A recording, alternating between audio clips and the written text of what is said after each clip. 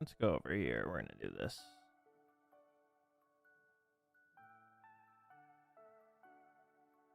Mute that shit.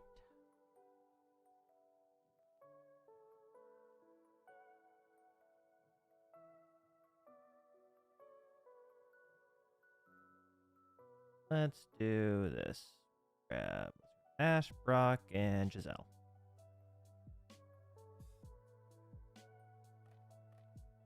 Hello, people. I'm just doing just getting everything let's set up. Everything's pretty much set up. But yeah, we're early. I decided I was kind of sitting here just waiting for the stream time to start, so I thought might as well just start. Who cares? Like, we're gonna be on here long. Sheepish, Leighton Jenkins, how's it going? Jabir, how's it going? NGK, how's it going? Nocturnal Donut, T-Boat for all, what's good, guys? We should probably tweet out,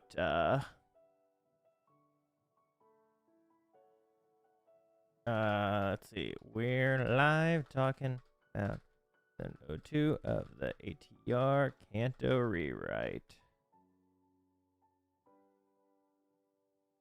Joe Jingleman, Slime BFF, Beverly Wade.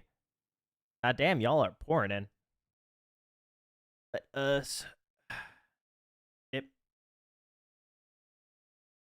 Pokemon has been Hotel. How's it going? Alex, always a pleasure. Over there. I just get a better upper shot, you know, the muscles, the guns. You know, just constantly just pumping iron and just, you know, lifting weight. Just what I do. Power 99, how's it going? Beninja, how's it going? Alrighty then. So, I should probably put my drink over here.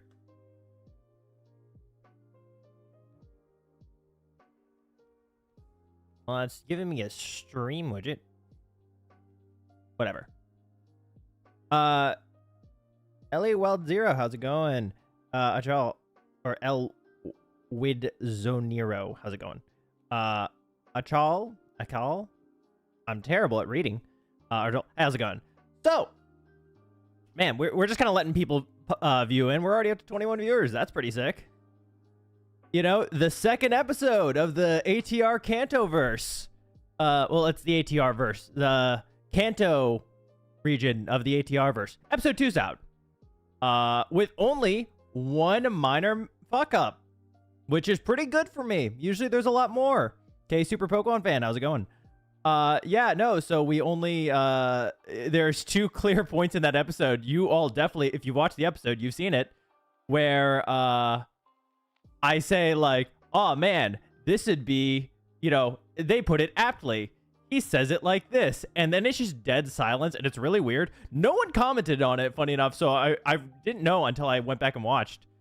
But I was gonna use a clip from the episode. The first one was where Ash goes to like, you're the no good father who left Brock and his siblings behind. And then the one where it's like, they go, you know, I don't like the way she treats me, but I like the way she looks, or something like that. Lee-Turn J, how's it going? 4:30. Damn. Oh, I usually actually get up around 4 a.m. my time. It's funny.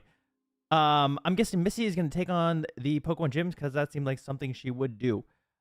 Yeah, so this is kind of like, I'm planning to do this type of stream the next day after every episode release, pretty much. And this is sort of the most important one for me, because you guys probably won't experience as severe of a change as what happened in episode 2. I'll explain why. Omega Maddie, you raised the point. Because this is, I think this is sort of the premier question on a lot of people's minds. Why, and spoilers for the episode, if you're watching this stream now and you have not watched episode 2 of the Kanto version, go watch it. It's up to like 2,700 views right now. It's doing great. Which got shot up to 3,900 subscribers. So it's been doing wonders. But if you have not watched it, go watch it. Because we're going to be spoiling it. This entire stream is just about spoiling it. So the yes, Elite Trainer Dre. Yes to that. So Giselle Misty. If the reason I replaced her. Well, fun fact. I'm actually gonna pull this up because this is a really funny thing, and because I've been planning this series. So it hasn't been like something I'm just like, oh yeah, just idly thinking about. So if you scroll down in my community page, which I don't post, sometimes I post a lot, sometimes I don't, so it's kind of a range. But there is 6 months ago. All right, there's nothing on my screen that can. 6 months ago, there was a post that says, "Settle bet for me, community. Do you know who this character is? There's no big prize, just trying to judge an idea." This was the idea. It was, does anyone know who Giselle is? Because you can't just take any character and do what I'm doing right now. You have to be someone who at least is memorable enough the community doesn't go, huh? Because otherwise then it's just an OC. Technically, she becomes the OC because I have to expand upon her character. But, you get what I mean.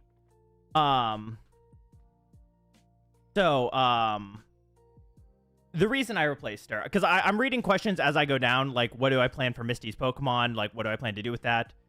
And all this. Do an OC series? Possibly in the future.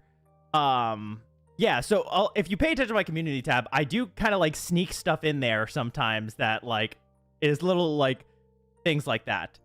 But the reason I did it is, so when initially I started writing this, in the future regions, there's a lot more little twists and changes that I make that divert from canon. And at first I was writing Kanto, and I was being pretty faithful to it. But I kind of realized that by inserting Leaf and Gary in the beginning, and the other trainer who gets Charmander, and changing things up of how, like, it does all this stuff, I've already implemented big changes to Kanto. So, like, I could make more changes than I really want to. And Giselle and Misty being Giselle replacing Misty, because they're not swapped, was a big thing. Because I know people, whether you're part of the younger crowd and you don't really care about her, or you're part of the older crowd and she was your first Poke Girl, there is a love for Misty in the community. And especially because of the Ash being savage moments from Kanto have become more popular. Like, it's a thing that's come up a lot more. This was not a thing I came across I took lightly. But what I wanted to, but like, I was writing Misty, and her entire goal is to become a water Pokemon master.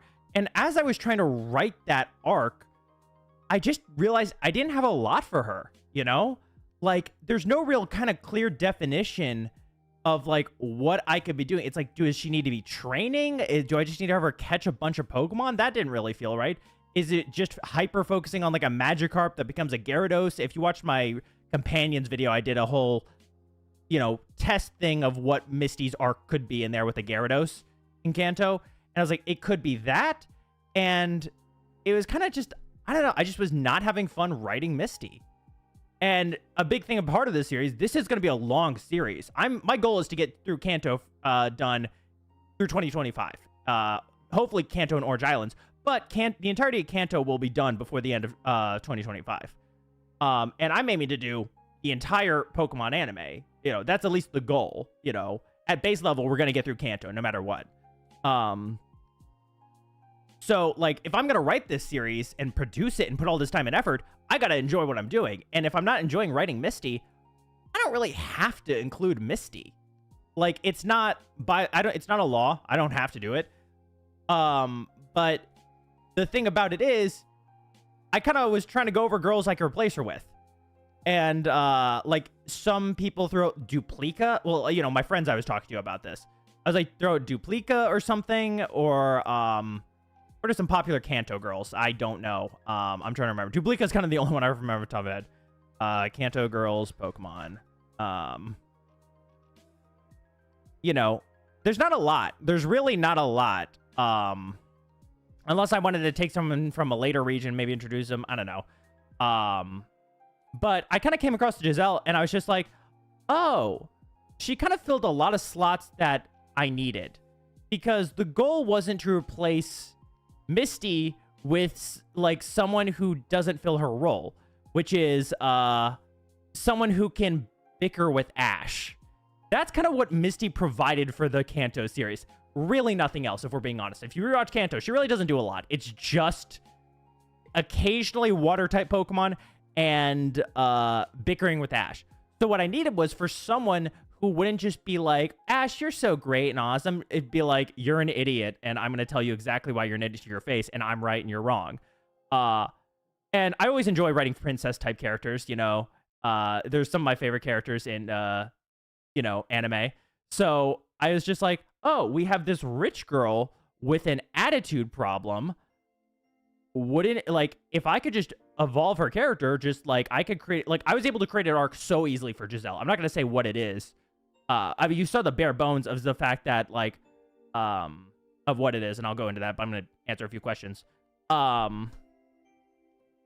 So, what are my plans for Misty's Pokemon? That kind of goes on my plan with Misty, of, like, the goal is not to just give Giselle Misty Pokemon, and just, she's Misty now, so she gets all the Misty Pokemon. That's not what's going to happen. It's like, you know, I'm going to write this series as naturally as I can. The last thing I want this to feel like is bad fan fiction. You know, where just kind of like something comes out of nowhere, or it's like we're bringing things in. And when I write this series, I'm writing it from the perspective of I'm in the 90s and only Gen 1 exists. Now, I do see things in from later generations that will, like, add continuity because I have foresight, but I'm not, like, you're not going to see Pikachu use Volt Tackle in Kanto or anything. You're not going to watch, like, I brought Matori back, but that's just because there's not really a lot of Team Rocket agents unless I go into the games, and she's in Giovanni's assistant. I was like, okay, this is a fitting thing. I don't think anyone would get too, like, bent out of shape about that. Is Giselle aiming for the league right now? No. She's not going to be doing the league. I'm not going to say she won't battle anyone, or she's definitely not going to not battle anyone. But is she going to be doing the gym battles? No, because the whole point of the school is to go in there and be like, Ash defeating these kids and Giselle so easily, who's, like, one of the best students of the school, isn't supposed to be look how awesome Ash is. He's the best. It's like, oh, these kids just suck. Like, because if I'm being honest, if you have to go to school for Pokemon in the Pokemon world, what are you doing, dude? 10-year-olds do this pretty easily. You know, Ash was able to do this. And if Ash can go into the league, anyone can.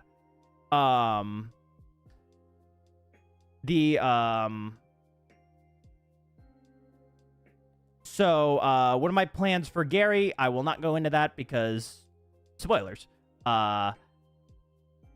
After this series, are you going to do a What I Was in the Anime vid or series? I don't know what a What I Was in the Anime is. I don't really know what it is. Is Beedrill here to stay, or will he get the Butterfree treatment? We'll see. We'll see. I'm not, like you said, you've already seen changes to the canon of Kanto, which I think a lot of people kind of...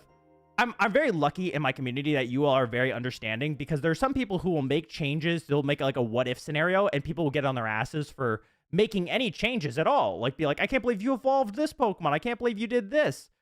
And it's literally like, it's supposed to be an alternate universe or, like, an alternate scenario. Like, it's not supposed to be like... When I originally was doing some of these teams, and I brought up the question of, like, would you guys feel comfortable if I brought in some of Ash's past Pokemon and to fill in certain niches and gaps where I just don't really have a good alternative? And it was, some people were like, all right, for Kanto, bring back Bulbasaur, Squirtle, and Charizard. I was like, you're missing the point. The whole point of this series is not to just do Kanto over again, where you could just go watch the anime in this, and it's basically the same thing side by side. What up, Red Rose? It's supposed to do an alternate thing where I try and write a story arc for Ash that lasts through all the regions, where you can feel like he became you can track it, where he's not just a different character every region, and you can actually figure out, like, see the progression of him as a trainer, and how he gets to the point where he's fighting champions, rather than just, like, I mean, Journeys sucked. Like, I mean, Journeys was really bad. Like, that team, oh, dog water. I hate it so much. With this, just will Brock be in future regions or replace as well? Brock will still be in future regions. It's very hard to just take Brock out of the equation. So don't worry, like, you know, I'm not going to say how far of, like, it'll travel or, you know, that, but, but yeah.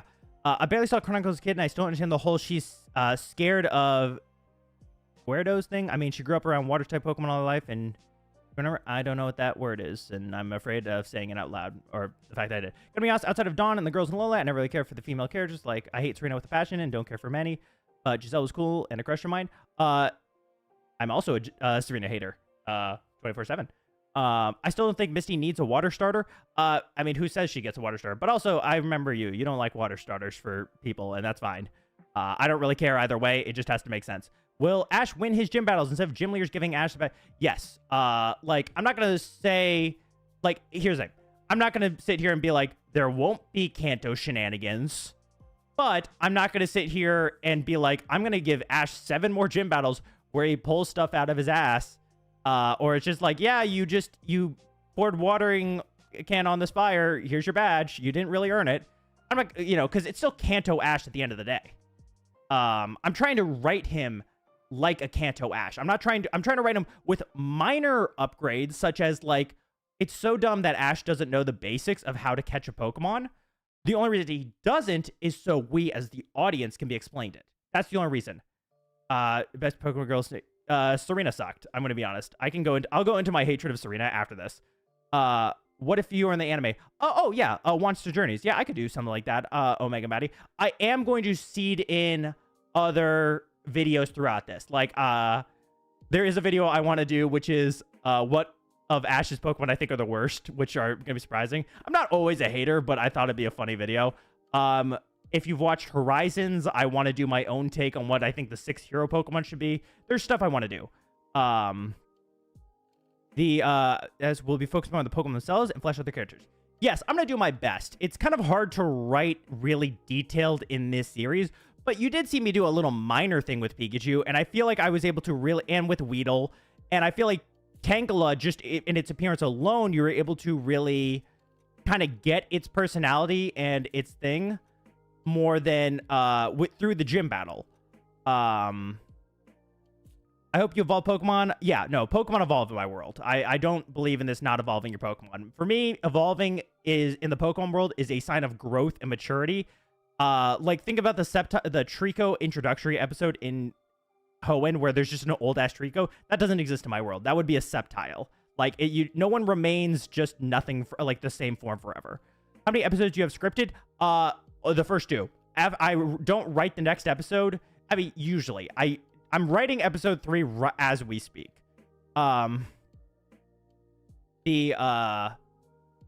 So, like, I'm writing it now. Because I take this in segments of gyms, essentially.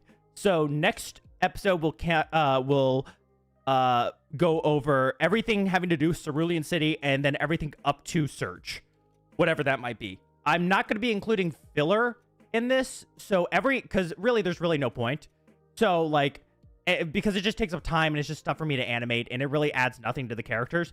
So if you see an episode, it's supposed to be in there because it serves a purpose, whether it's showing off characters, showing development, or the like, which makes the series feel a little rushed. I'm not going to lie. It's just, you know, it's a factor. How many episodes do you have script? I already read that. Having the Pikachu be jail storyline was so smart. Yeah, no, it was something where I was just like, I don't know. If you've noticed in Pokemon, Pikachu becomes less and less of a character and more of just a guy as things go on. It's kind of hard to really summarize Pikachu's character other than being a thing. So I really want to establish him early and try and do some stuff with him and, like, give him more stuff to do early on. Because he is an important character that will be with us till the end of time. So I thought that'd be a smart little thing, you know? Also, you kind of get to see a side of Team Rocket where it's like, Team Rocket they're bad guys, but they're not bad guys. And it's also Meowth's pride. It's like, he helped Pikachu for his own reasons. It was selfish reasons, but he did help Pikachu. And that's sort of the kindness in the Team Rocket trio that we see throughout all of Pokemon. Will I give Brock more development? Of course. What is with TMs in this rewrite? They never used any of the mediums but the games. Well, because they're part of Pokemon. It's not going to be a major thing. It's not like, it's like, oh, they're still going to be able to learn pretty much any move that's on the move tutor list or the TM list without the use of TMs, but it's a short fire way for someone to get a move. It was just a thing that was just like, this is an interesting thing. They go to a tech school, figures they would have a supply of TMs to teach their students Pokemon. It felt like a fit. Also, it kind of fit in the theme of the school, which is they're not good. They're not really good trainers. Like, they take shortcuts. Rather than teaching Vaporeon the move Blizzard on its own, they used a TM to kind of cheat the system, which TMs aren't cheating, but they think if I use a TM, they know the moves and we're good. You know, instead of actually working on the move, which is the whole problem. Giselle's a very intelligent trainer, but she doesn't understand Pokemon. She thinks of them at a technical level, but she's emotionally not where she needs to be. Ash himself isn't highly intelligent. It's not like Ash is the opposite of her, where he lacks book smarts and is, but just extremely emotionally intelligent. He didn't get Pikachu what Pikachu's problem was until Meowth literally explained it to him. So Ash still needs to learn everything, but what he does do is he does do well by his Pokemon when he realizes he messed up. And that's sort of the thing. I know for you, between Arcanine and Magmar, you won't reveal it, but I feel like Growlithe is better than because, yeah, I won't reveal any future spoiler thing. Rare Dolly Horizons mentioned. Oh, I'll be talking a lot more Horizons. Not easy to pick out Rock out of the equation, but so easy to take. Yeah. Brock is too integral to take out, really. You can't take him out of the series without ramifications. Misty, a lot easier because she doesn't do anything. You just need someone to be there to foil against Ash. What do I think of Horizon so far? I'm not a fan of it, personally. I think it's fine. I just think there's a lot of issues with it. I won't go too deep into Horizons in case people haven't watched it, spoilers and all that. But I think the show is it's the equivalent from, in my mind, of like a 12-episode anime series, where it's that level where it's okay. It is okay. It is good for a Pokemon show. It is mid for a regular anime. It is not like God's gift to the world. Tingle's a funny little guy. What's Giselle's full team gonna be? Spoilers. What I mean, she grew up around water boat. She's scared of. I don't know what. I'm gonna look up what that word is because I don't want to keep repeating it if I don't know what it means.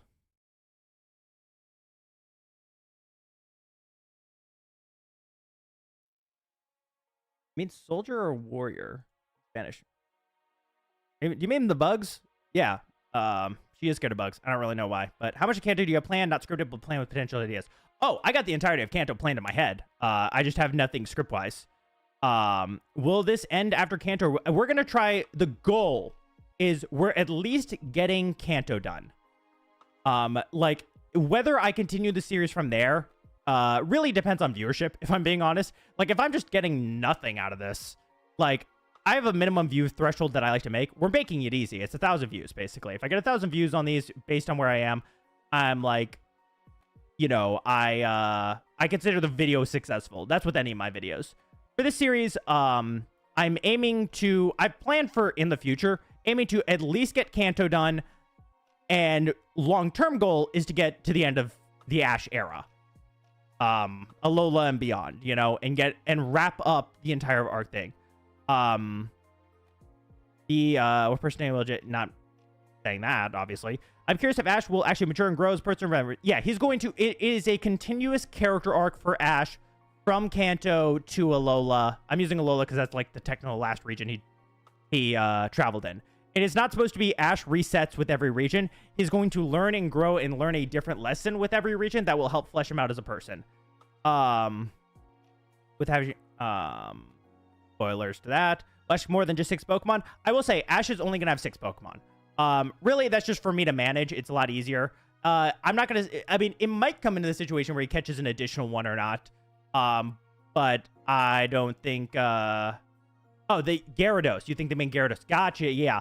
I mean, I'd be scared of Gyarados too, even if I was a water type specialist. You know what I mean? That thing's freaking intimidating as hell. But Misty's thing is weird. You know. She doesn't really do a lot. She's just there to kind of be annoying. Not annoying, but she's there to be like just kind of a douche to Ash. Which Ash is a douche in himself, so it's not exactly like undeserved. He did steal her bike and then ruin it and won't pay her back. So it's kind of, you know, he kind of deserves it. It might, as I But they focus too much on starters. Yeah, no, I mean, I feel so bad for Kilowattrel and and stuff and all that and all the others. They don't really get a lot. I was reading this old arc is still weird and chaotic effect. Yeah, I've kind of, there's some certain Kantoisms I want to keep and certain ones I'm changing. Warrior War fan, I'm not gonna reveal that. Spoiler. You know. For the rest of the regions, you should make them only 1 or 2 episodes. Nah, because I want to give everything the dedication it deserves. If I'm gonna do this, I'm gonna take it all the way. We're not just gonna be like Kanto, and then I guess we'll do things. If it turns out, I will say this: if it turns out I'm not gonna continue this series as in depth as I am by the end of Kanto, holy crap! Luke the Skyrunner, thank you so much. Sorry, no one's ever given me money before. Thank you. Holy shit. Can we get some shoutouts for Luke in the chat? Jesus. I did not see that coming. Thank you. I made my day.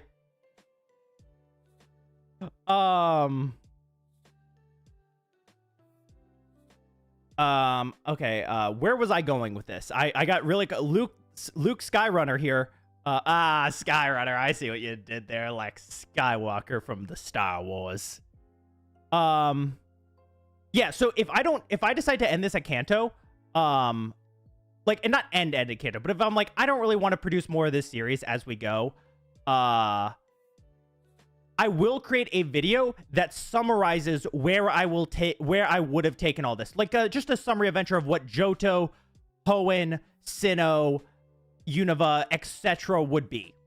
Because I think you guys deserve that much. You know, again, I'm saying this as the worst case scenario, not that that's the plan. The plan is to do what I'm doing for Kanto here for Johto, Hoenn, Sinnoh, etc. You know, I want to get through the entire thing. So don't think I'm just planning for worst case scenario. But so you will get my full story out there no matter what. Tight team of 6 is always better. Yeah, I agree, Rose. It's kind of a lot easier on my end because I want to give every Pokemon the focus that they need and not just have someone be pushed to the wayside. When Pokemon are continuously being boxed and rotated, it's a lot harder to kind of give them proper focus. Can I make AJ a rival? Maybe. I don't know. I think so your Ash and Unova, he won't reset. It's a whole new... Yeah, no, Ash and Unova won't reset. He's going to be fun. I will have to... I'm rewatching every anime as I do this so I can kind of catch certain things with the episode. Will you show characters early if they're shown later series, but from an older series, like Go, for an example? Probably not. I think I don't really like Go in the first place, so don't count on him. But it's very rarely I will take a character from the other series and bring it back. Matori is kind of one of those exceptions, not the rules. So it's only because, like, she works well in position I need her for, so establishing her early, especially because, like, you know, I'm like, I have other evil teams to work with, like, having, I'm not going to go into it, but there are reasons why I'm using Matori, even though she's from the later series, but I'm not trying to bring a lot of later series stuff back. There's certain things I've set up, like, there is something in episode 1, I'm not sure if anyone caught it, but there is something set up there that pays off in Hoenn. Will Brock and Giselle full teams? No, if only because that's just really hard for me to manage. They're probably going to have 3 to 4 Pokemon each. Possibly. You know who, you are the one who inspired me to do a read-in series in the universe that hasn't started yet, but I will say that I catch up with the 8 Ever Zone. That's awesome. I'm so glad to hear that. Yeah, Explorers are fun villains. Ash did give me Misty's bike at the end of Johto. Yeah, but when I speak about not giving her bike back, it's in the continuity of Kanto. Can I make Ekans and Coughing have more personality? NKG with the $2. Thank you. Holy shit. Sorry, I'm going down as I was scrolled back up. I don't have notifications in my ear, so I scrolled back up. And I was catching up all the questions before Luke's donation. Thank you so much. So when it comes to Team Rocket, they're gonna have some things, but they're not the main focus. Yay. Yeah, I'm clicking on things and it's not working. Yeah, I'm not ranting about Charizard this time, Mark. This time, we're actually talking about the series I'm writing. We'll rant about Charizard later. Tracy is super underrated. Are you going to add him? No, Tracy will be a thing. I'm going to make him... There are a lot of characters like Tracy that I want to take them and I want to expand upon them. I want to make them better because they deserve more. Because also, Tracy isn't bad. At worst, he's neutral. The meme is that Tracy's bad. I played it up in my first video, but thank you, NGK.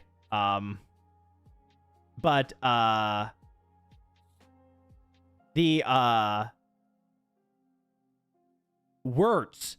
Yeah, but I played as the meme that Tracy is bad in my first ever teams video, or the second video when I did the companions. But he's neutral best. I actually like him. I'm an artist. He's an artist. I remember as a kid, I wanted there to be like a sketch it, like whatever his, thing is, I wanted it to be a game based off it, which is just drawing. Will Giselle be in Johto? We'll see. Who knows? Will a Charizard show up? Yes, a Charizard will show up eventually. He's your goat. Power to ya. He ain't my goat, but I'm glad. I know he's other people's. Why Tangela? Yes. The whole why Tangela followed Ash, we will get there. He has a good character with interesting personality. Power to you. He ain't one of my favorites, but I'm glad he's one of yours. Just got here, and I'm not sure if it's already asked, but in the New League. So I will say this. Shut up, Mark. I will not rant about Charizard. Maybe. Giselle won't be participating in the league with Ash because right now her character isn't about, from the establishment, it's not about, I want to be super strong. It's I really don't understand my Pokemon. I didn't understand my Vaporeon has anxiety and my Sandshrew has a phobia of water. And it was super obvious to anyone with 2 eyes. I was just thinking about how pretty they are and how wonderful I am and all that. And she was all up in her own ego. So for her, traveling with Ash and Brock is not about becoming stronger. There is a byproduct of that, but it's about learning and bonding more with Pokemon, learning more. It's like a combination of learning under the 2 of them. Even if Ash is kind of like a not great teacher about the subject, but he does have moments of inspiration. Any reason you went for Midori than say Archer? Actually, that is a great question. Quiznos, G1 Quiznos. The reason for that is because power scaling. We're gonna get into power scaling, yes. Archer is a high-level Team Rocket agent. Ash, with 1 badge underneath his belt, is not beating that. He's not even beating any of the others in that group because they would have high-level Pokemon. And he has a Pikachu and a bug and a ball of spaghetti. And sure, it's good with a type advantage to take on Brock, the first gym leader, who, is meant for early trainers. Archer would clear him. Midori, on the other hand, is a supervising role. She's not a battler. She's there to advise, direct, and lead. She had her only Pokemon at the time was just to get out of there. So it's sort of like I picked her relative to the area because it's I'm trying to add some semblance of power scaling to this world in sense of Oshawott not beating Hydreigon. That's just not going to happen. And even though I know in the show it actually didn't happen, but I'm using that as an example. It's there's some semblance of believability. I want you guys to feel a sense of how strong something is.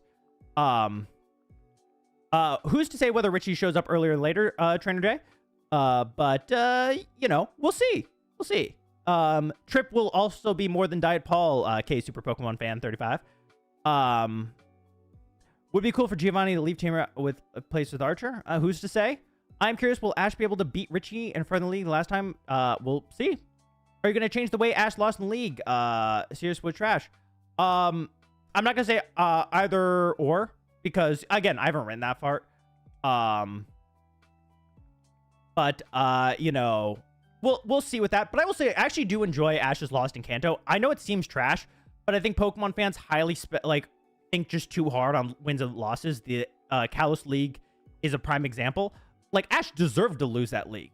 he didn't train his Pokemon well. Charizard just kind of like got strong by a byproduct and stopped listening to him. He had no control over it. Of course he like should have lost, you know, because he's a bad trainer, you know. He's nice to his Pokemon. That doesn't mean he's a bad person or anything, but he is a factually bad trainer, you know. So, you know, I think the loss actually works in that way. Giselle's Sandshrew is not in reference to AJ's, funny enough. It actually was because I knew I had the battle to take place by a pool. I know originally she had a Cubone, but at some point I had plans for Brock to have a Cubone. Those have since been scrapped. But, so I couldn't give Giselle a Cubone. I didn't give her Graveler to use because Brock has Geodude already. Even though it was just a Pokemon she randomly picked up. It wasn't even technically hers, I don't think. But I thought a Vaporeon would be good for her because it's, you know, it's a very beautiful and like almost contest-esque Pokemon, even though Giselle isn't a coordinator, but like it kind of fits the beauty trope. And I picked Sandshrew because I love Sandshrew. It's like almost a parallel to Pikachu. And it's just cute and I really like it. Will Ash have Lapras around Orange Island? Spoilers, I don't know. I'm not gonna say anything. PowerPoint, yep. How do you feel about AJ, Sandshrew guy who wanted to get 100 wins? He's cool. I like him. I know he's technically coming up in the episode count if he's in that Cerulean area of Pokemon. Are Gary Leaf gonna fight Ash at some point, or is Leaf gonna rob Ash like Green does? Oh yeah, so Green is different than Green. Green in my series is different than Green in the manga. She's the Inosuke Kanpachi wild child. I just like to fight kind of character. She's a crazy girl. Wild child. She has hippie parents. That's why they named her Green. So she is not like Green from the manga at all. And that's really because Green from the manga, from the Adventures manga, has way too much backstory that I just cannot implement in. It's like it warps things way too much for me to like try and introduce that into the anime. So instead I made her my own character, which she's supposed to balance out Ash and Gary. Gary is extremely intelligent. She's very naturally skilled. Ash is kind of poor at both, but he can get creative in a pinch. So it's sort of like, rather than it being like Gary's the smart one versus Ash, who's the naturally talented one, Green's naturally talented. Gary's smart. Ash is just kind of bad, but he's going to get better. Yeah, Archer would definitely cream them right now. I really don't like the league's pacing and lack of battles. Yes. Will Hisuian Pokemon show up in Journeys or even a teaser of them in Sinnoh? Yeah, I wouldn't be against doing that as a reference just because it's history. I mean, they would show up at some point, definitely. Are you going to include Ash's dad? No, he's not really important. Ash's dad is kind of like aging Ash up, where people are like, Ash should grow older and stuff. Obviously, it's like, I'm going to be very nebulous with Ash's age as time goes on. I'm never going to give an official number of like, Ash is 15 in Unova. It's going to be like, he's probably around this time. He's around like mid-teens, early teens or something, you know? But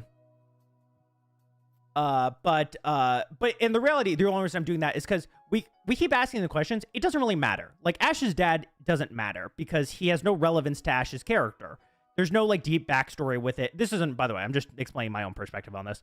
But he doesn't have any relevance to the plot. He doesn't have a deep backstory. He's just supposed to kind of be gone because we don't really need him. Just like in the games. The only relevant dad in the Pokemon games is Norman.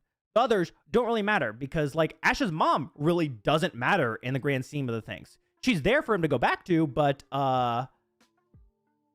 you know, it's not really like she's integral to the entire story. She's, like, made for a gag and all that, but she's there. Who's my favorite member of the team so far, aside from Pikachu? I really like Beedrill. I really like giving him a personality. He's probably, in terms of, like, who he is as a character, he and Ash probably have the tightest dynamic right now in my head. Just because they're both in the very similar mentalities. Like, Ash and Pikachu are close, obviously, because they're starter trainer. But, like, Beedrill is the closest to Ash in terms of, like, on the same level. Who's I feel like Ash should have lost Gary in the Pokemon League. Yeah, I do think Gary in the original anime should have shown up a lot more. Ash should have battled him a lot more. We should have moments. It's kind of weird Gary's regulated to Johto. Kind of just one of those early Kantoisms. That's kind of weird. Never apologize for the questions, Traindor. Even if I answer them, I'll answer them again. Only Ash will have 6 Pokemon. Yeah, only Ash in the main group will have 6 Pokemon. I don't need 6 Pokemon for the rest. When I originally made those videos, it was just the intention of it's fun to give everybody full teams, but it was not the intention of for this rewrite to give everybody a full team. So like Brock and Giselle will have 2 to 4 Pokemon max for Kanto. Will we get Bye Bye Beedrill? If so, why choose it over Butterfree? So the reason why I chose Beedrill over Butterfree is because at essence, if you've watched my original video, which is what if I could redo Ash's Pokemon teams, but the rule is I can't use anything he's caught before. I'm sticking to that rule. I know he's technically caught a Beedrill, but not really. Let's be real with this. He caught it in a Safari Zone, or like he taught it in the bug catching contest and immediately gave it away. It's not like Beedrill was a character, or they had this deep bond, or he used it in battle. It was for a contest, so I don't really count it. It doesn't matter. So using it over Butterfree is just, he can't catch a Butterfree due to my ruling. So he's going to do Beedrill. I agree. I just think that his encounter with Team Rocket wasn't needed. That's basically me for the entirety of Kanto. I'm including if I'm being fully honest, the only reason the trio is showing up in this rewrite is because they showed up in the anime. I don't want to use the trio. They're such plot device characters. They show up every 5 seconds just to cause an issue. The show is so afraid to just have an issue naturally occur. They're like, Team Rocket needs to steal something or mess stuff up or fuck things up. If you look at Ash's Pokemon, like over half evolved just due to Team Rocket shenanigans. So it's kind of one of those things where I'm like, I'm using them because I have to, not because I want to. That's why they didn't show up during the School of Hard Knocks episode with Giselle that I put at the end here. They do in the original show for no reason. They just show up. They get the kids throw Pokeballs at them, and they that's it. Like they leave. That's it. There's nothing else. My Giselle catch a Lapras? We'll see. Maybe more like Sapphire. Yeah. Green is very much written like Sapphire from Pokespa. I mean, can we expect recurring wild Pokemon like Jigglypuff? Yeah, I'll try and work them in. I might forget, but we will definitely get more Leaf/Green. She's a major character. She will be a part of the stories. I would not have established her and Gary in episode 1 if they weren't important. Only 2 battles and a handful of half battles. Yeah. The league is weird. It's a weird thing. You watch them, Ash doesn't really get by through a lot of natural skill. It's a lot of, Muck is able to really crush this Bellsprout, or Krabby turned out to be like level 80 when he caught it and could evolve after 3-0ing people. I think you should have Leon Ace Root instead of a Rillaboom in Journeys. We'll see. We'll see how far we get. How about the novelization for Delia backstory?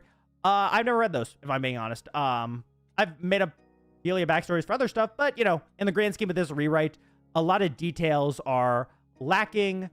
Or not lacking, but, I cut a lot of fat off this because it requires a lot of editing. It requires a lot of storytelling as a medium. And it's supposed to be visually, and from a story perspective, you're supposed to be able to enjoy it a lot more. But it's not supposed to be like a book. It's supposed to, I have to translate I basically write a book and then I translate that medium to a video. It's like when you adapt a movie, you can't go 1 for 1 with the books.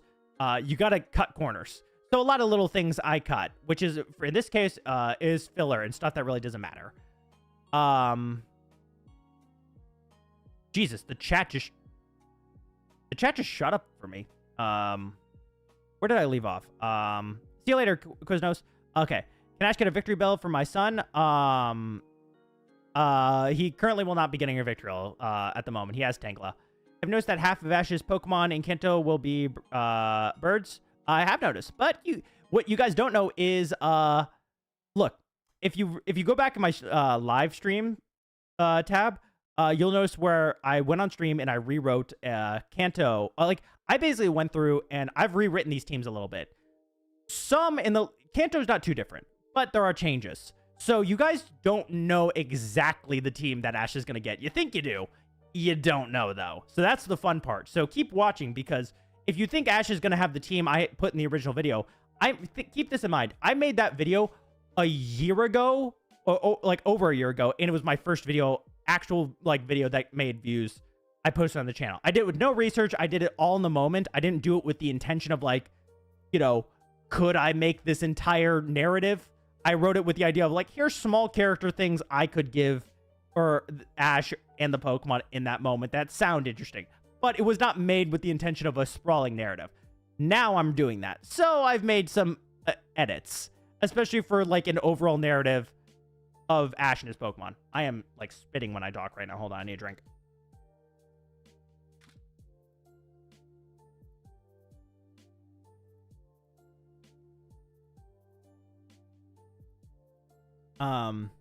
Loda does Kanto well. They're every now, but not every episode. Yeah, it does. It sucks as well because when Team Rocket are their episodes, they're great, but other episodes they're kind of drag. Yeah, I agree.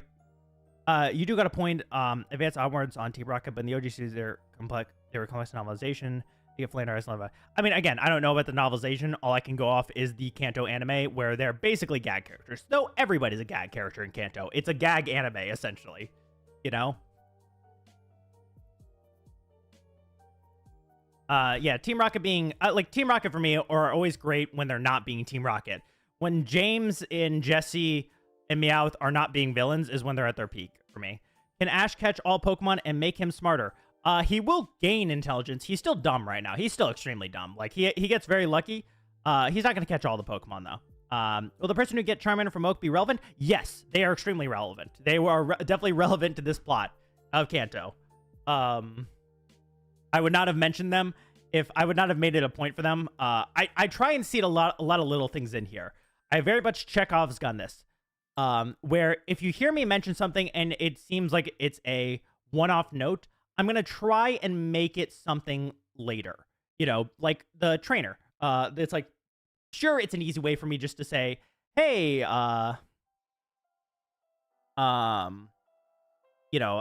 it's easy to me to say, hey, a trainer came and got Charmander first. And that's why Ash is going to have to settle for Pikachu. And in the anime, that would just kind of be it. I mean, that's kind of what they did with the other, with Squirtle and Bulbasaur, with Bulbasaur and Charmander in the first place, because Gary got Squirtle. But I'm going to try and make things relative. Like I said, I'm not the greatest writer. I'm not going to sit here and be like, I'm God's gift to writing. I'm just a guy trying my best. And so, but I do know some basic tenets of writing. And so I want to keep this to be a really kind of good narrative where you can go from start to beginning and feel like you got a satisfying story and not like a bunch of like random BS that happens over time. Was really good at Pokemon contest, and James is really kind and have one. Yep, they're both good. I have not seen Elite MJ's Next Generation series, though he did check. I believe that was him. Yeah, he shared my video. I was really happy about that. Good guy. I gotta go check that out. Or I will check that out. Will some of Ash's old Kanamon remain with him, or is it new entirely? It's 99% Numon, with a small fraction being Pokemon from his original team. Though, any Pokemon I use from Ash's original team is different. Like, the prime example I gave is when I did the teams in Sinnoh, I gave Ash Gastrodon. I only gave him Gastrodon because Weasel's the perfect Ash Pokemon for Sinnoh. So, in theory, I would allow myself to go back and use Weasel, but I would make it different than it was in the original series. I'm not saying Ash would get a Weasel now. I have changed up all the teams pretty much, to a certain degree. But it's like, you know, I don't want people to go in here and expect like Ash to get like, you know, like all his old Pokemon return, and it's like only the favorites return. Like, if you watch the streams I did before this where I was making those Ash Kanto teams, a lot of what I said in that stream is irrelevant and it is wrong now, you know. Feel bad for Farfetch'd. Yeah, tough. Poor Farfetch'd.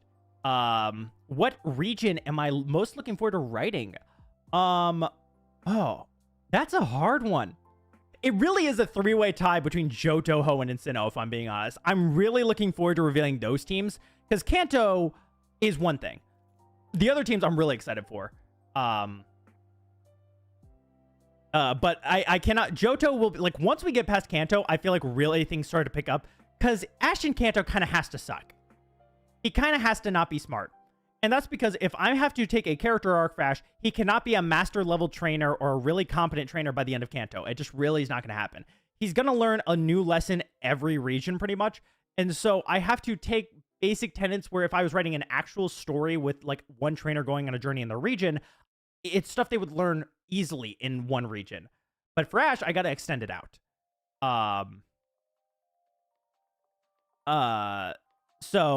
But Johto will be the first region I'm really excited for. Actually, the Orange Islands won't be bad either. That's where I'll really decide if Ash catches 1 or 2 additional Pokemon. I have a concept of Ash getting Shiny Ledian. I have a bustle here. When you go to see Carly, can always is more honorable and doesn't boast. Oh, that's nice. That's a fun idea. What do you think about Ashley Vanny? Ashley Vanny is goated. He's great, you know. I really got no complaints about Lee Vanny. I really have a deep love for Unova. I gotta go rewatch it to kind of give an official thing or not. Yeah, Vegeta. Yeah, don't worry. I'll answer that again for people because we're up to if you guys don't know, 44 viewers. We had a high of 56, so we're doing pretty good. So why was Misty replaced with Giselle? Misty's goal is nebulous to me. Becoming a water type master really means nothing. It's like, do I have her train? I do a Gyarados storyline where she has to learn about being a better trainer and being able to control Gyarados? I just have a lot for her. And a lot of stuff she could do overlap with stuff I could have Dash do, which is training and getting stronger, which was kind of boring to me and stuff. It's just more of just getting stronger or trying to understand water Pokemon. It's, you know, it's kind of just, I don't know. I'm going to try and write this series for 7 to 8 regions, and I have to enjoy it. And one thing I found is I was not enjoying trying to write Misty. She was just really boring for me. So I decided to replace her with another Pokegirl. I came across Giselle because I didn't want to replace her with someone like Duplica or a lot of characters other one note. Giselle fits in the archetype of the princess type character, the rich girl, the Oja-sama in anime terms. I'm a weeb. Where she still replaces Misty in the aspect that Misty did in Kanto, which Misty's job in Kanto was just to give Ash shit. That's really all she did, you know? So Giselle can give Ash shit, but also have a self-fulfilling character arc where she learns to understand her Pokemon on a deeper level by observing Brock and Ash and learning from each of them. So then she can evolve and become a better trainer, character, and person overall, while still retaining the core tenets of her. She also is a trainer I've automatically, you can see she can acknowledge Ash's good points, but also still give him shit. Misty, I just really was not having a lot of fun. I've still included her for the sake of the fans there. She will be a rival character. She will be appearing more. I would not have had her battle Ash in the first episode if she was not going to be relevant throughout Kanto. I don't do stuff just for the sake of it. I do stuff with a purpose in mind. So she will be around. Whether she travels with Ash in the gang in the future, that is nebulous. I do not have that written yet. I'm still writing episode 3, bullet pointing out the plot points I'm going to hit for all of episode 3, and then fleshing out the details. So I don't know. It might become she becomes relative as the story adjusts, as I write, and as I react to how you guys are reacting to this story. But I'm not sure.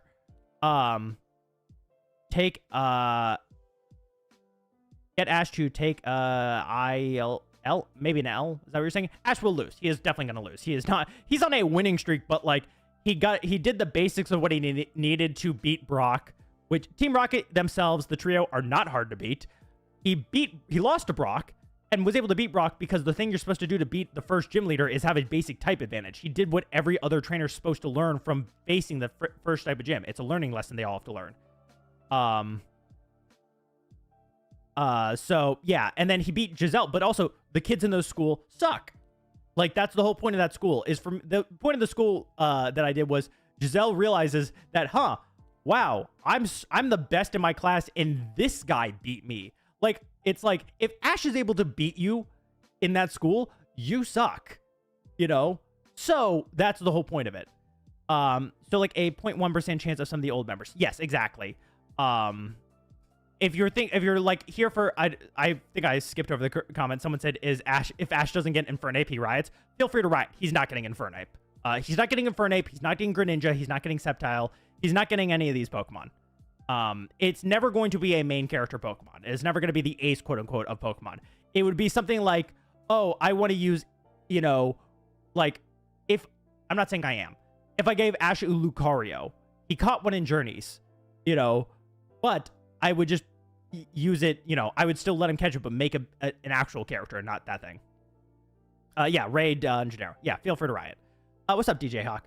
I really like the gym battle mainly because the mental image of Tangle right audible. Yeah, I added that cowboy hat last minute, and it's because a lot of the thing is the visuals aren't supposed to just always be like, here's an accurate representation of anime. Sometimes they're there to be funny. It's like when Flint comes in and he's just a giant head. I added that because I thought it would be funny when he had that confrontation with Brock rather than characters standing next to each other.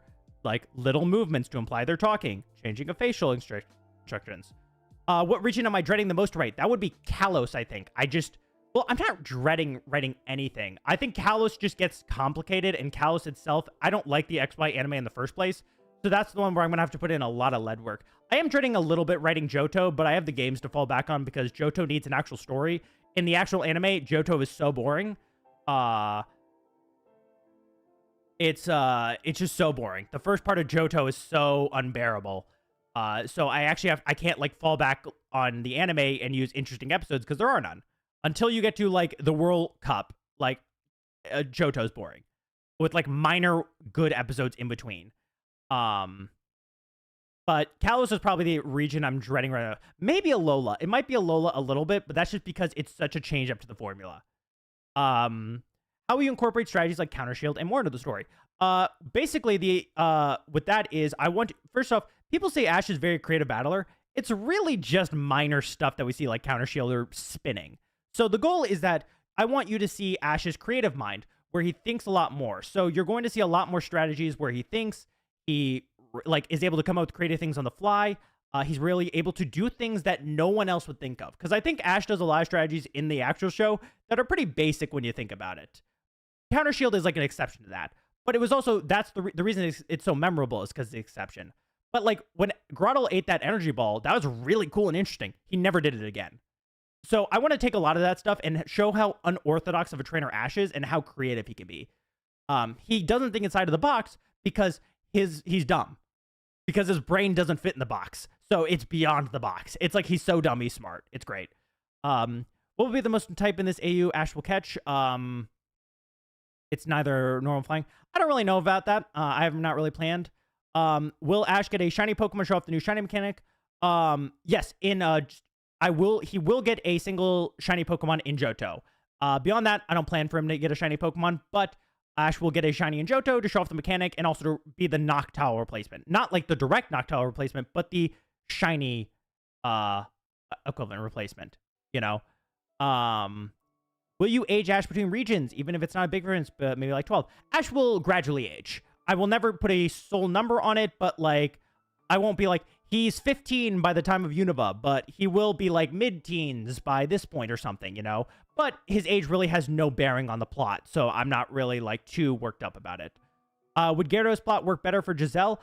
It's not going to work for Giselle at all. It really only works for Misty. Giselle has her own arc she's working on.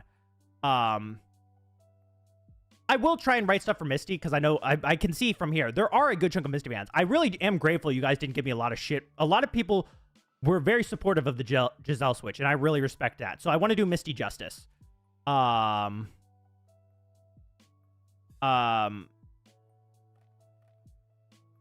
So I do plan to do Misty justice in this series and do make her cool and great.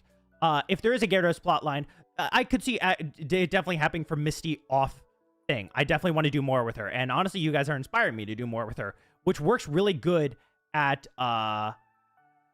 you know, as a like episode, but I don't want it for an entire arc of the entire show.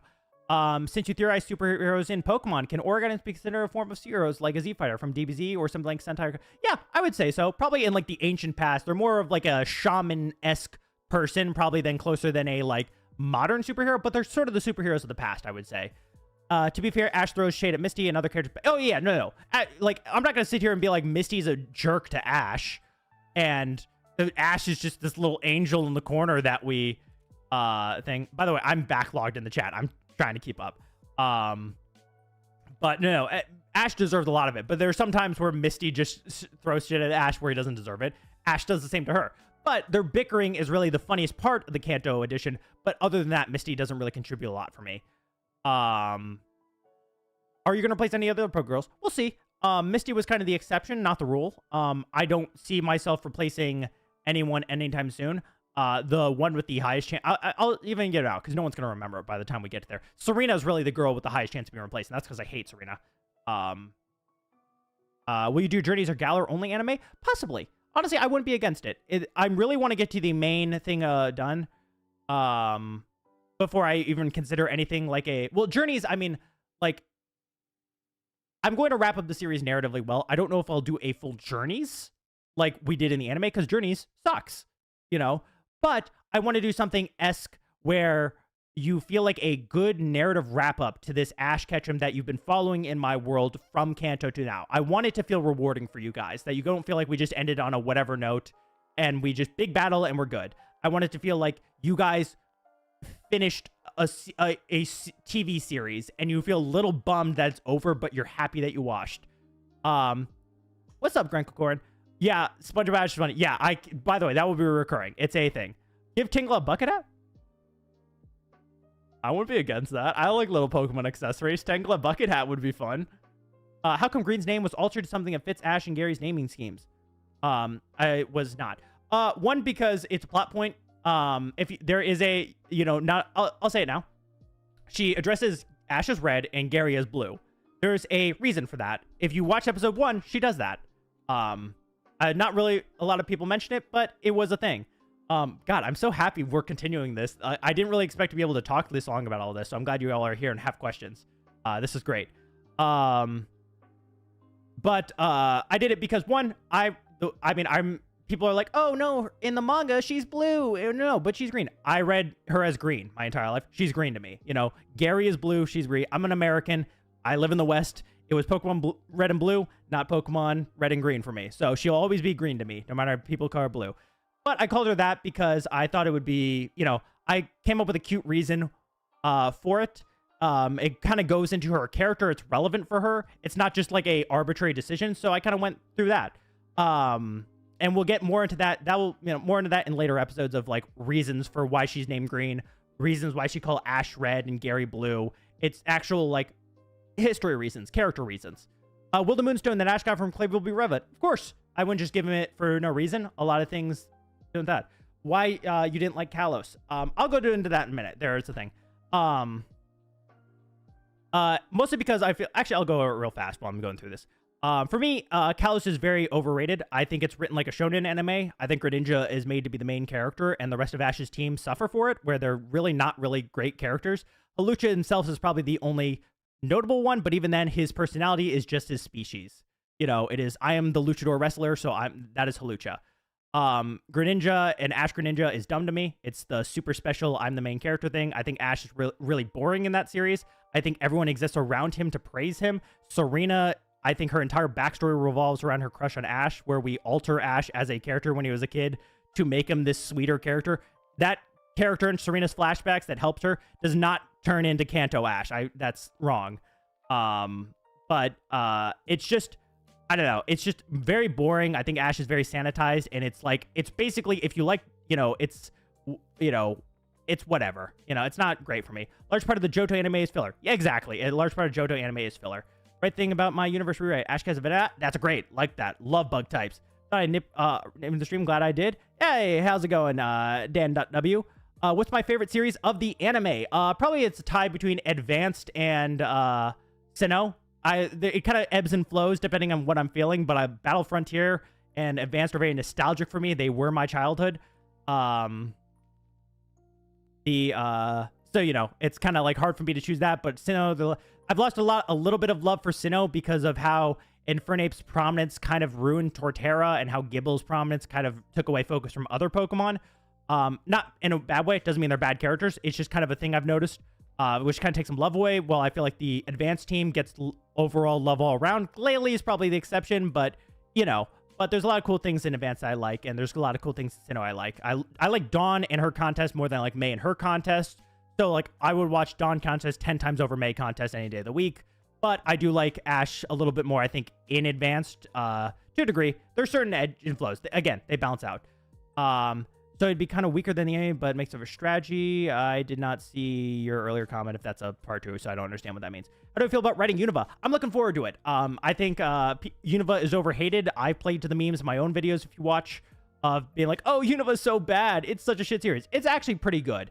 I think any Unova Pokemon have some of the Unova team has some of the best personalities of any of Ash's Pokemon. Snivy is a goat. I love her. Oshawott hilarious. There's a reason why I talked about using his personality from our Roserade in my own rewrite.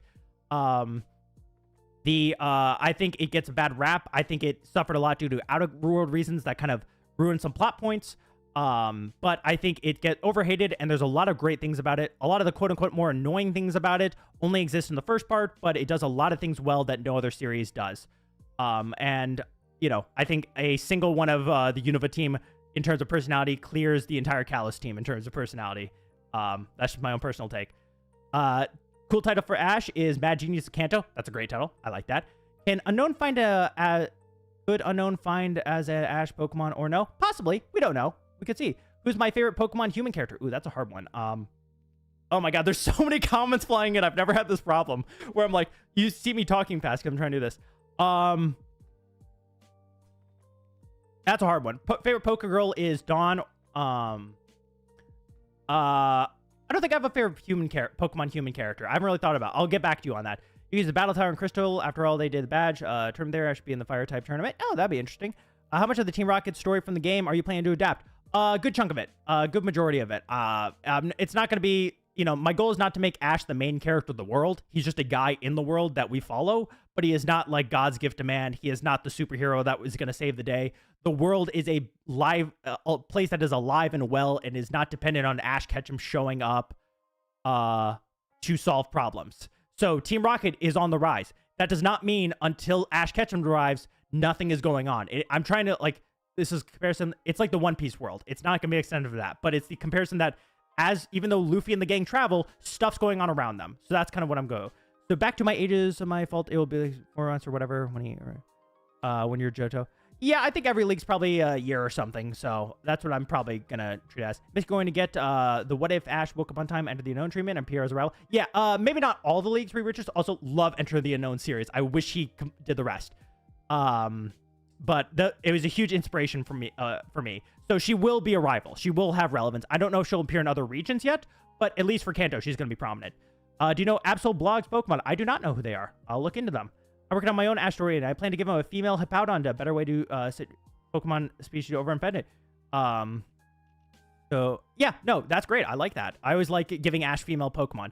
Switch to Serena Fortuna. That is one of the options I've considered. She's on the list. I feel like adding Slowpoke as a serve Pokemon instead of Lapras could fit really. That could be interesting. Are you going to do Legends Arceus stuff? Possibly. We don't know. I honestly love her. She's part of the main team. I love it too. She's great. I wish you had more subs. Your direction of the series is interesting. Thank you, Vegeta. We're on the rise. We just hit 3,900, so we're about to hit 4,000 soon.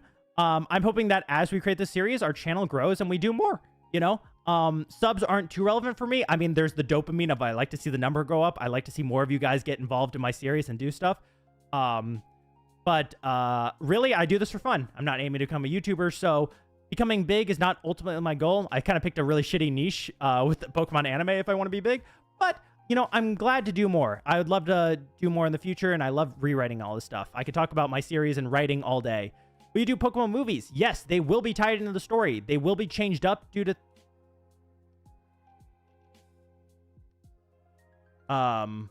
Sorry. My thing...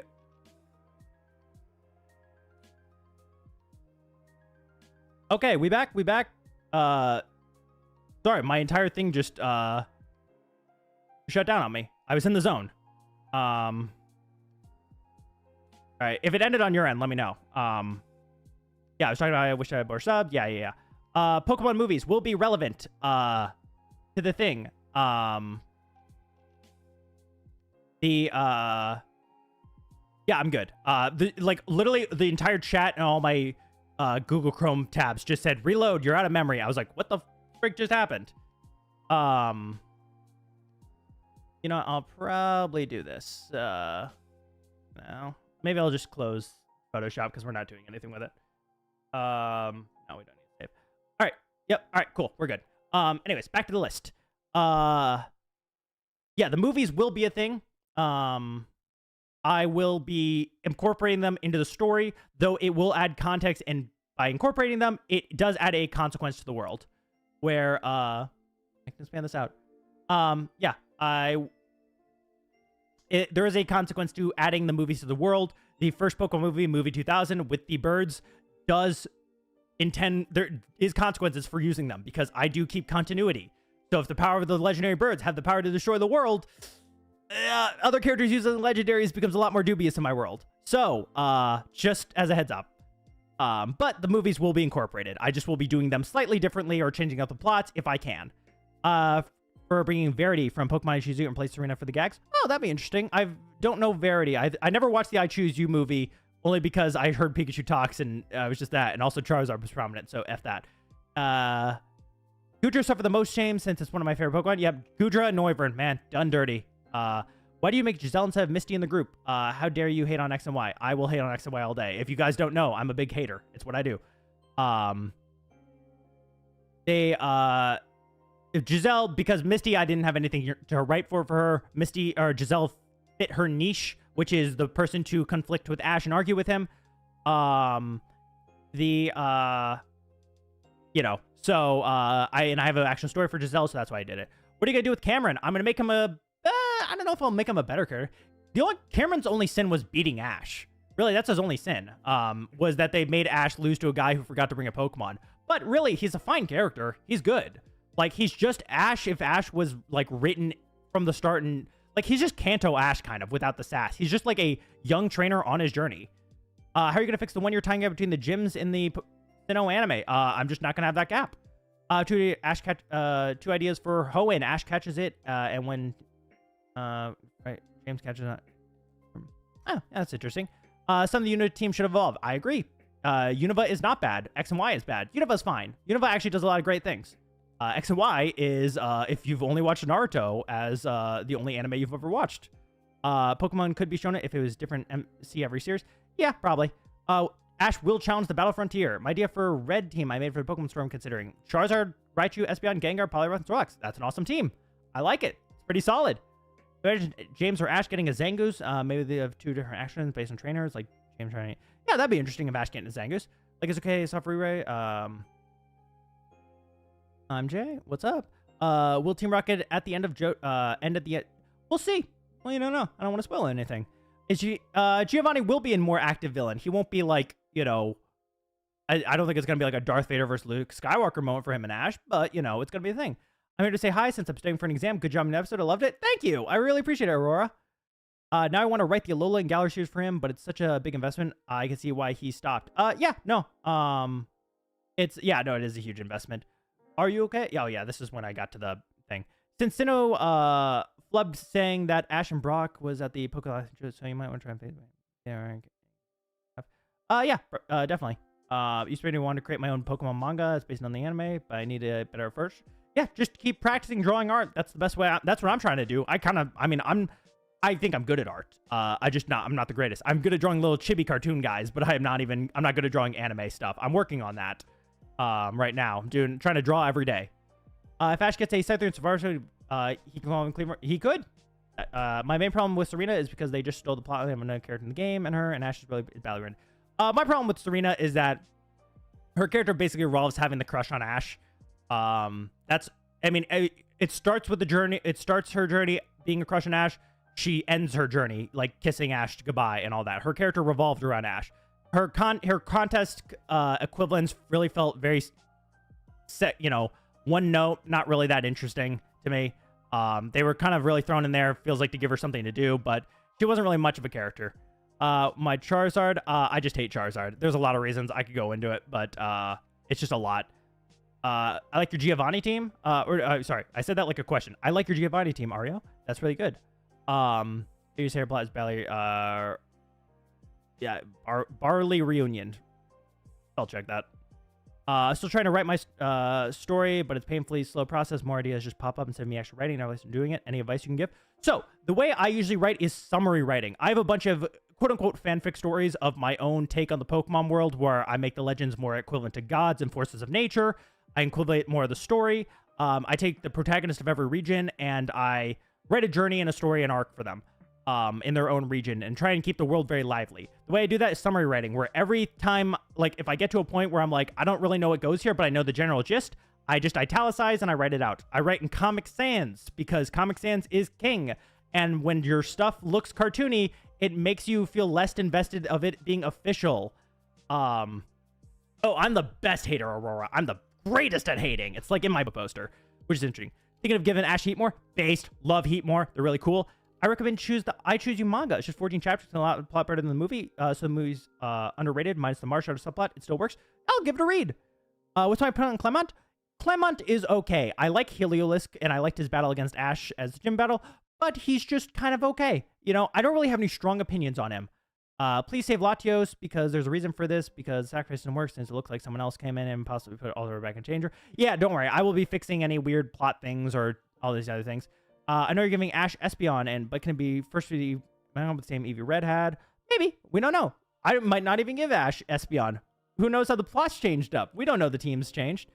Will Chestnut be more important about how you make it? Also, how about you make up my rising? Maybe. Chestnut, I don't even know if Ash will have a Chestnut. The Kalos team is, as the journey's gone on, the teams have changed a whole lot more than what I really said. Kanto's pretty similar. Johto's changed. Yeah, the teams are pretty radically changed, I think, over time. A lot of stuff is still there of stuff I like. Rose Raid's still in Sinnoh, for example, but there's a lot of things there. The thing. In Johto, Ethan could be more like Red and be a complete side character. I'm not using Ethan in Johto, I don't think. If only because he kind of fills a similar role with Ash. I'm being very careful with how I use the main characters from the other games. If only because I gotta make sure every character is distinct and has a purpose. Ethan might be a little too close to Ash, or it might be a little too close to Richie for me, or it might be a little too close to Casey. So that's the only reason I might not use him. Pissed on my wife, so I'm going to piss on the moon. Yeah, no, that I did hear that. Charizard pissed on that guy's wife. He pissed on Sue Storm. So, you know, we're gonna piss on the moon, you know. Love that meme. That's so smart. Actually, I feel like so many people writing my Google. I feel like I have to make sense. You don't have to make sense, at all. I wonder if I have an example here. Actually, do I have like a document that I don't care about? Actually, I'll pull this up. My superpower in Pokemon thing. So this is my document where I wrote the superpowers in Pokemon script. So like you can see like little things where like, you know, spelling mistakes, but I just kind of segmented off paragraph by paragraph. You know, it's very easy to write in Comic Sans. I write in 12-point font, make it kind of big. It's great. Summary writing in italics. Actually, you know what? I don't reveal these to anyone. So this is, let's see. I'll go with, Titan. This is a Hoenn story I write that involves legendary golems and Brendan. So, like, if you read this over, like, real fast, again, I don't reveal these to anyone. They're for my own personal take, not supposed to be posted. But, you know, for the sake of just inspiring you guys how I write, this is kind of how it looks. Where you have these things where it's like, I kind of summarize. This is just summary backstory and all that. But I wrote Brendan as a genius character who's very intelligent, very much of an asshole to kids his own age. Real bad part on his move. Then he's supposed to, like, you know, and he goes on a journey where he doesn't really like Pokemon at first. He's forced to go on this journey because his dad wants him to work at the gym. He just wants to be a professor. So he goes on a journey to get strong enough to kick his dad's ass. And that's kind of the journey.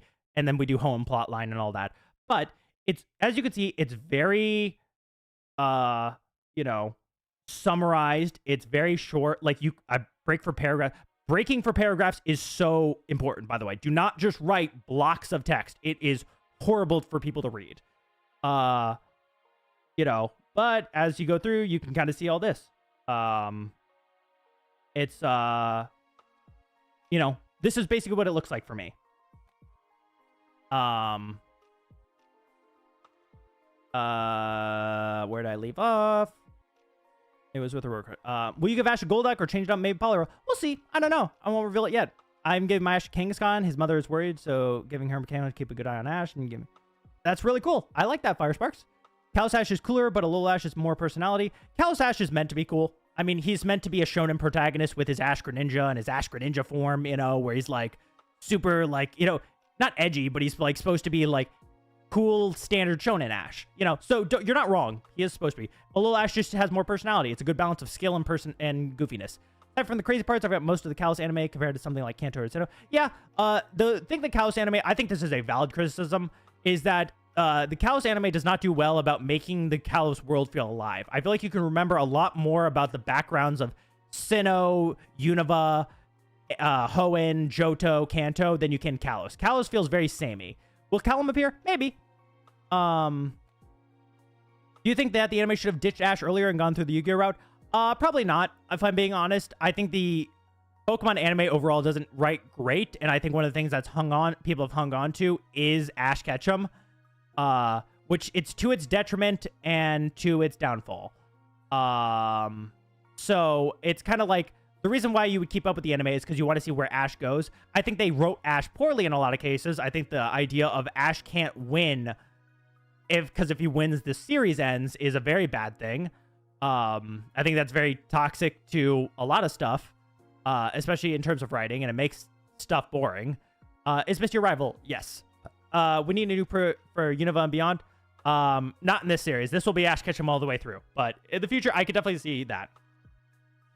Another petition giving Ash a Glaceon, a homage to May from the anime. It's strategy because May's she can't return with speaking roles, so you do as much. Maybe I won't say yes or no to that. We'll see. I gotta, you know, again, I've decided teams for the future, but we'll see how them change. The Powers video is interesting because there's an unofficial online D&D Pokemon game. Yeah, no, I've played that. I played that with my friends. I'm in a game of that. Giving Paul Infernape sounds like Infernape becoming like a shadow Pokemon. Paul doesn't seem to care and likes the power of advice. Kind of. It's one of those things where like if I give Ash, I mean, I feel like I definitely am giving Paul Infernape because Infernape, if you remove the personality and just keep the aspect of the overpowered Blaze, it fits Paul's thesis to a T, where he cares about the natural power of a Pokemon more than anything. It doesn't mean he doesn't train his Pokemon to evolve. It's like Elekid was probably a Pokemon he caught that did show natural power. So he trained it. But just because it wasn't on the level where it could beat Salamences or something doesn't mean he gave up on it. He's at least able to see the power of Pokemon and then keep it relative to the level it's at and train them further. So giving him Infernape, where it has this overpowered Blaze that lets it take on higher opponents, really interesting to me. Though, to give him Infernape, I have to change Infernape's personality and make it a Battle Monker, because it doesn't work. Because Infernape's problem with Paul was just that it did not fit Paul's training style or the way he fought. But it's not like Paul's style or the stuff he was doing was barbaric. Ash has done similar stuff. It's just framed in a different light, with Paul attacking Chimchar versus Ash attacking his own Pokemon to provide battle stuff. So Paul's not wrong. He just does things differently. I think the Infernape storyline is great. I think there's a little bit of issues with it, but favorite Ash Pokemon. There's a bunch. I mean, Bulbasaur will always be my dog. I love him. Sceptile's great. Donphan and Glalie I like, there's a lot of Pokemon of Ash. Everyone on the Alola team is great. But probably if I had rank one, Sceptile or Bulbasaur are probably my OGs. Last team I want to show was aiming to make Chris the protagonist of Johto. Rallier, Wobbuffet, and Mismagius, Steelix, Togekiss, Arcanine. What do you think? I think it looks great, honestly. I think it's a solid team. It's a lot of fun. Do you think Brock should have stayed as companion as long as he did, or should have left earlier? I think there's a moment you could have dipped him out earlier.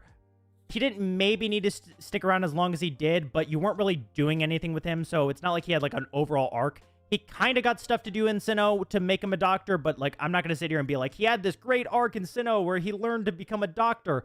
It's just kind of they threw something in. It wasn't really that. We had like one episode that focused on it, but like there's subtle little things maybe. After Lola, are you going to do the Journeys route or will it be a Galar series? I don't know if I'll do Galar series. It's definitely not going to be a Journeys route, but it might be Journeys-esque. But giving Paul's Infernape his hidden ability, it can prove Paul's point even more. I wouldn't do that because the whole point of Paul is the overpowered Blaze. So it's just a Blaze, but it is just super strong. So Iron Fist doesn't really do anything in terms of that. Let's get a pseudo legendary like Garchomp or Tyranitar. I don't think so. I mean, he's caught Gibble, so I'm not going to use Gibble. I try not to bring back too powerful Pokemon. I try not to give Ash pseudos if I can help it, if only because it feels protagonist fanficky, where it's like, you know, give him the super strong Pokemon of the region. I like Ash using Pokemon that you either don't expect or stuff that he can make stronger. Doesn't mean I avoid using naturally popular strong Pokemon, but we'll see. I don't know where it goes. Shadow Pokemon are cool. I think they work well in the games that they're in. They're not going to be explored in the anime because they have no real relevance. You should have a Pokeathlon in Johto since Sinnoh saying that Ash Brock competed in it. Yeah, no, that could be fun. Ash going to catch Bulbasaur? Nope, he's not. Paul just went too far. Not really. I don't think Paul went far. I think Paul just, like, want a result. You know, Chimchar doesn't fit the mold. I could be wrong. I could have to re-watch some of the Paul moments. But the only thing for me is the rest of Paul's Pokemon fuck with Paul. They think he's great. Like, they're fine with the training style. Chimchar is the only one with a problem with it. So, it's not that Paul's bad. It's that Chimchar doesn't fit the mold of what Paul wants or his strategies. Chimchar needed the unconditional love of Ash and all that other stuff to become strong. He would not become strong under Paul. That's why I have to change up his personality to actually do that. Other thing, I just hate the fact that all the male get sidelined. Unfortunately, Callum got sealed of Ash and Brandon sealed because of Drew. Yeah, you know, it's kind of a thing. Will Ash win halfway through the series, like in Johto? We'll see. I mean, here's the thing. It depends on what you mean. Because, like, will Ash win a league? Ash will win a league at some point. I don't think it will not take him till Alola to win a league. What league that is, I'm not going to say.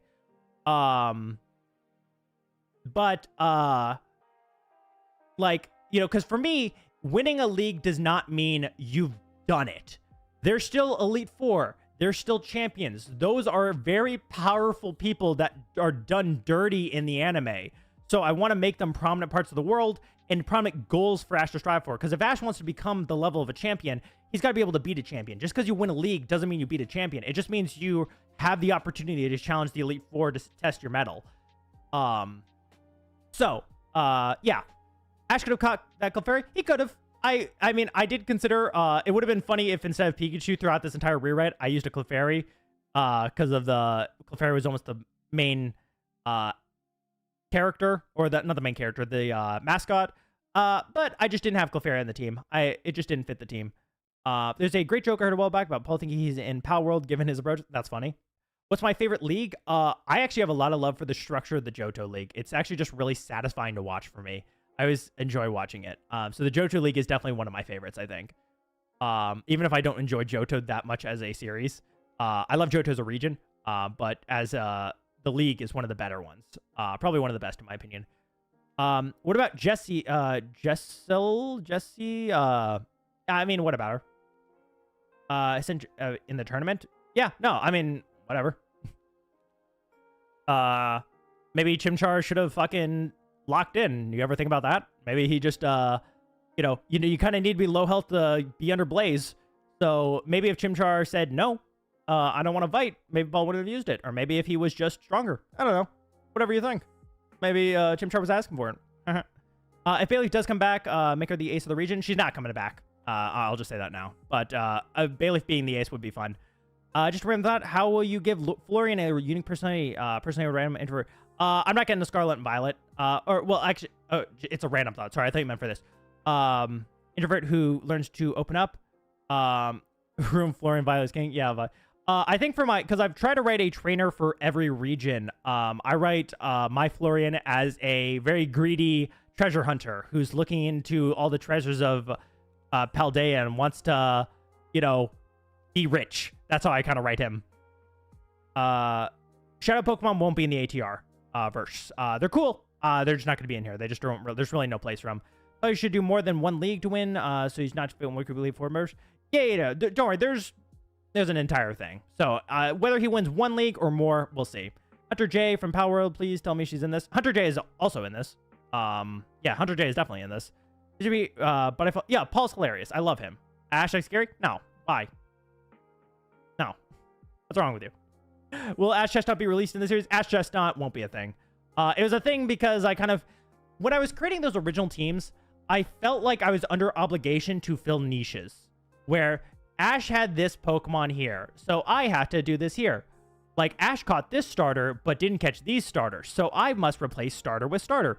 I don't have to do that, I realized later on, is that I don't have to give Ash any starters if I want to. I don't have to use Swampert because he had Sceptile. I don't have to give him a Blaziken instead of Sceptile. Like, I can just make whatever team I want. It's the personalities that will make it an Ash team.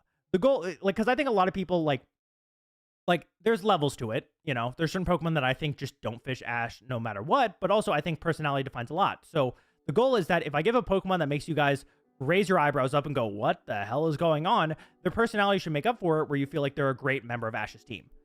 By the way, you guys are kings for keeping up with this. I know I have to use the bathroom in a minute here. God, we've been going a while. I don't believe the last two. It's Ledian or Skarmory or Dunsparce and Scizor. Ledian's always good. Ledian's an underrated Pokemon. Ledian and Skarmory are pretty solid, I think. If I made Pokemon animes and all Ash rival, Kanto, Gary, Richie Green, Johto, Silver, Gary, Owen, Brendan, Stevens, Snow, Paul Bayer, Lucas. Great. I like those. I never ran thought. How about a superhero league in Galar? After all, Europeans had the best American combo plus in Gallery. Watch me. That'd be interesting. It'd be. I don't really know how I'd write Galar. I like Galar, by the way. I think Galar is really fun. I hate Paldea, but I like Galar. I don't know why I threw the Paldea snub in there. Sorry. Me and my friends always talked about Paldea. See, it feels like a filler region. Kind of feels like we had to do something. Let's throw this out there. It feels a lot emptier compared to a lot of other regions, but I love Galar. Sword and Shield are some of my favorites. Unova has a lot of work that needs to be done. For example, the Raiders didn't have Ash win anything in the entire region, which why is here. Ash do get dubs. You know, I think Unova shine. Maybe even when Ash loses a lot, he shines in so many other areas in Unova. I think he has a great dynamic with Iris and Silent. I think Iris and Silent are really great characters in themselves. I don't really care about Silent, but I do think he's good. He managed to do the Brock thing without it being like him just being Brock but another. You know, he does his own thing, which I enjoy. They both have. I love Iris. I think she's great. One of my favorites. And I can't wait to do more with her. She's a character I'm really excited to write for. Is Yellow going to be in the series? That's a great question. I would say I wouldn't be against it. But you know, we'll think. I already teaching a lot of characters. Yeah, Team Star. Those kids deserve to be bullied. I'll be honest. Some kids deserve to be bullied, guys. Those are 2 kids. No, I'm kidding. I'm messing around. I never cared for Team Star, but mostly because I didn't really have sympathy for them. But if you do have sympathy for them and relate to them, power to you. Again, I'm an asshole. I'm a hater. I can be championship hater. I could be in the hater league. Drink that haterade every day. I'm overly critical, so I can be an asshole. If Sableye will get replaced, feel fertility, that'd be interesting. What is going to be Giselle's Pokemon team? Well, she has a Sandshrew and she has a Vaporeon. Where she goes from there, we'll see. Hello, Paldea hater. Let's go. It doesn't feel like a place where Pokemon and people actually exist. It feels like Jira open world. I feel like Paldea suffers by being an open world. I think it needs some railroads. If I have Go, so I'm not gonna have Go, but how I do the catching thing. I think I would make him like his arc more of a problem. I would think him catching all this stuff would be an issue, that he has to learn that he can't just catch a bunch of Pokemon and not do anything with them. Because I think a big problem with Go is that he fundamentally goes against the thing about the anime where it's like, big Kanto and Johto hater. That's wrong. You're bad. No. Ooh, bad. Well, you can be a Johto hater. There's problems with Johto, but no, I'm messing. When it comes to catching, like, the anime talks about the bonds with your Pokemon. Catching a bunch of Pokemon and just catching them for the sake of catching them is kind of a dick thing to do in the anime. It doesn't really work well. So, like, I think, you know, Go's entire thing should be about learning that he has to bond with his Pokemon. I think of them as trophies to just catch. What do you think of Kieran? I don't have too strong opinions. He's probably cool. I didn't play the Scarlet and Violet DLC. I'm gonna be honest. I didn't like Paldea so much. I struggled. I forced myself to beat the games because I beat all the Pokemon games, but I didn't buy the DLC because I just was not interested in Scarlet and Violet. I feel like I will go back one day and do it, but I don't know a lot about Kieran. Did a bad idea for journeys to travel the world? Not necessarily. They just did it poorly. They really made it random whether Ash, like, can, you know, like they just, there was no real, like, latching on point to measure Ash's progress. And the League thing was just kind of a huge mess. Go's kind of weird. It really didn't, if you're going to travel over the regions, capitalize on nostalgia. Just, like, that's the thing to do. You know, so do that. Random Pokemon theory turns to be the Pokemon Earth Core instead Translore with somebody unicorn. Funny enough, I actually I have a legendary lore series. I never did more with it because it got shit views. But it's where I give the legendaries Pokemon more lore fitting of a more mythology sense, where they all have a divine purpose in the world and aren't just random strong Pokemon. Heatran, I consider, is its main form. It actually serves as the Earth's core, and because it has, you can have a gendered Heatran, male and female. It actually, its main body and form and consciousness exist in the Earth's core and makes up it, but it goes through and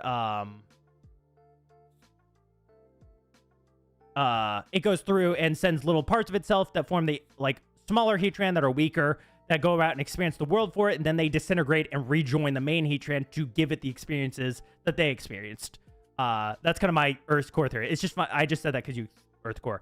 I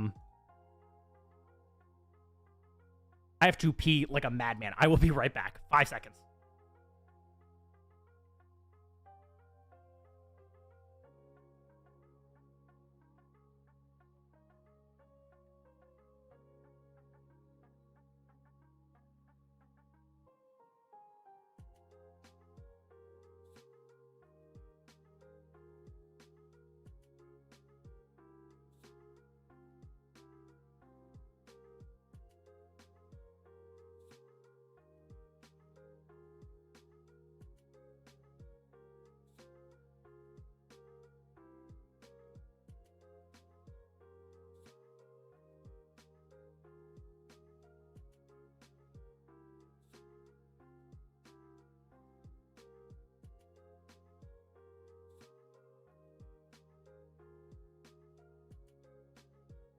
All right, we're back. Sorry, I was just sitting here the entire thing, like, gotta pee, gotta pee, gotta pee. I don't want to end stream, so I was just like, I just gotta be right back.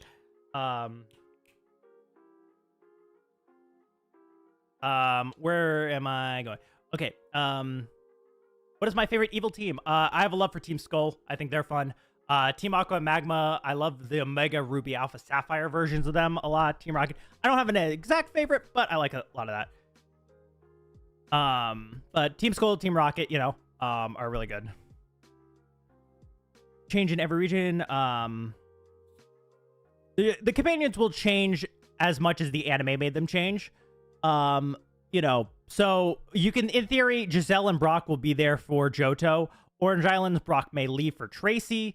You know, so in theory, it's going to be sort of like that, but we're not going to have like a huge companion. It's not like Giselle and Brock will be there through all the way through like Unova or some stuff. Like, you're still going to get the companions usually found in the anime. Misty and Giselle Switch was kind of an exception to the rule, not the like main thing I'm going to be doing.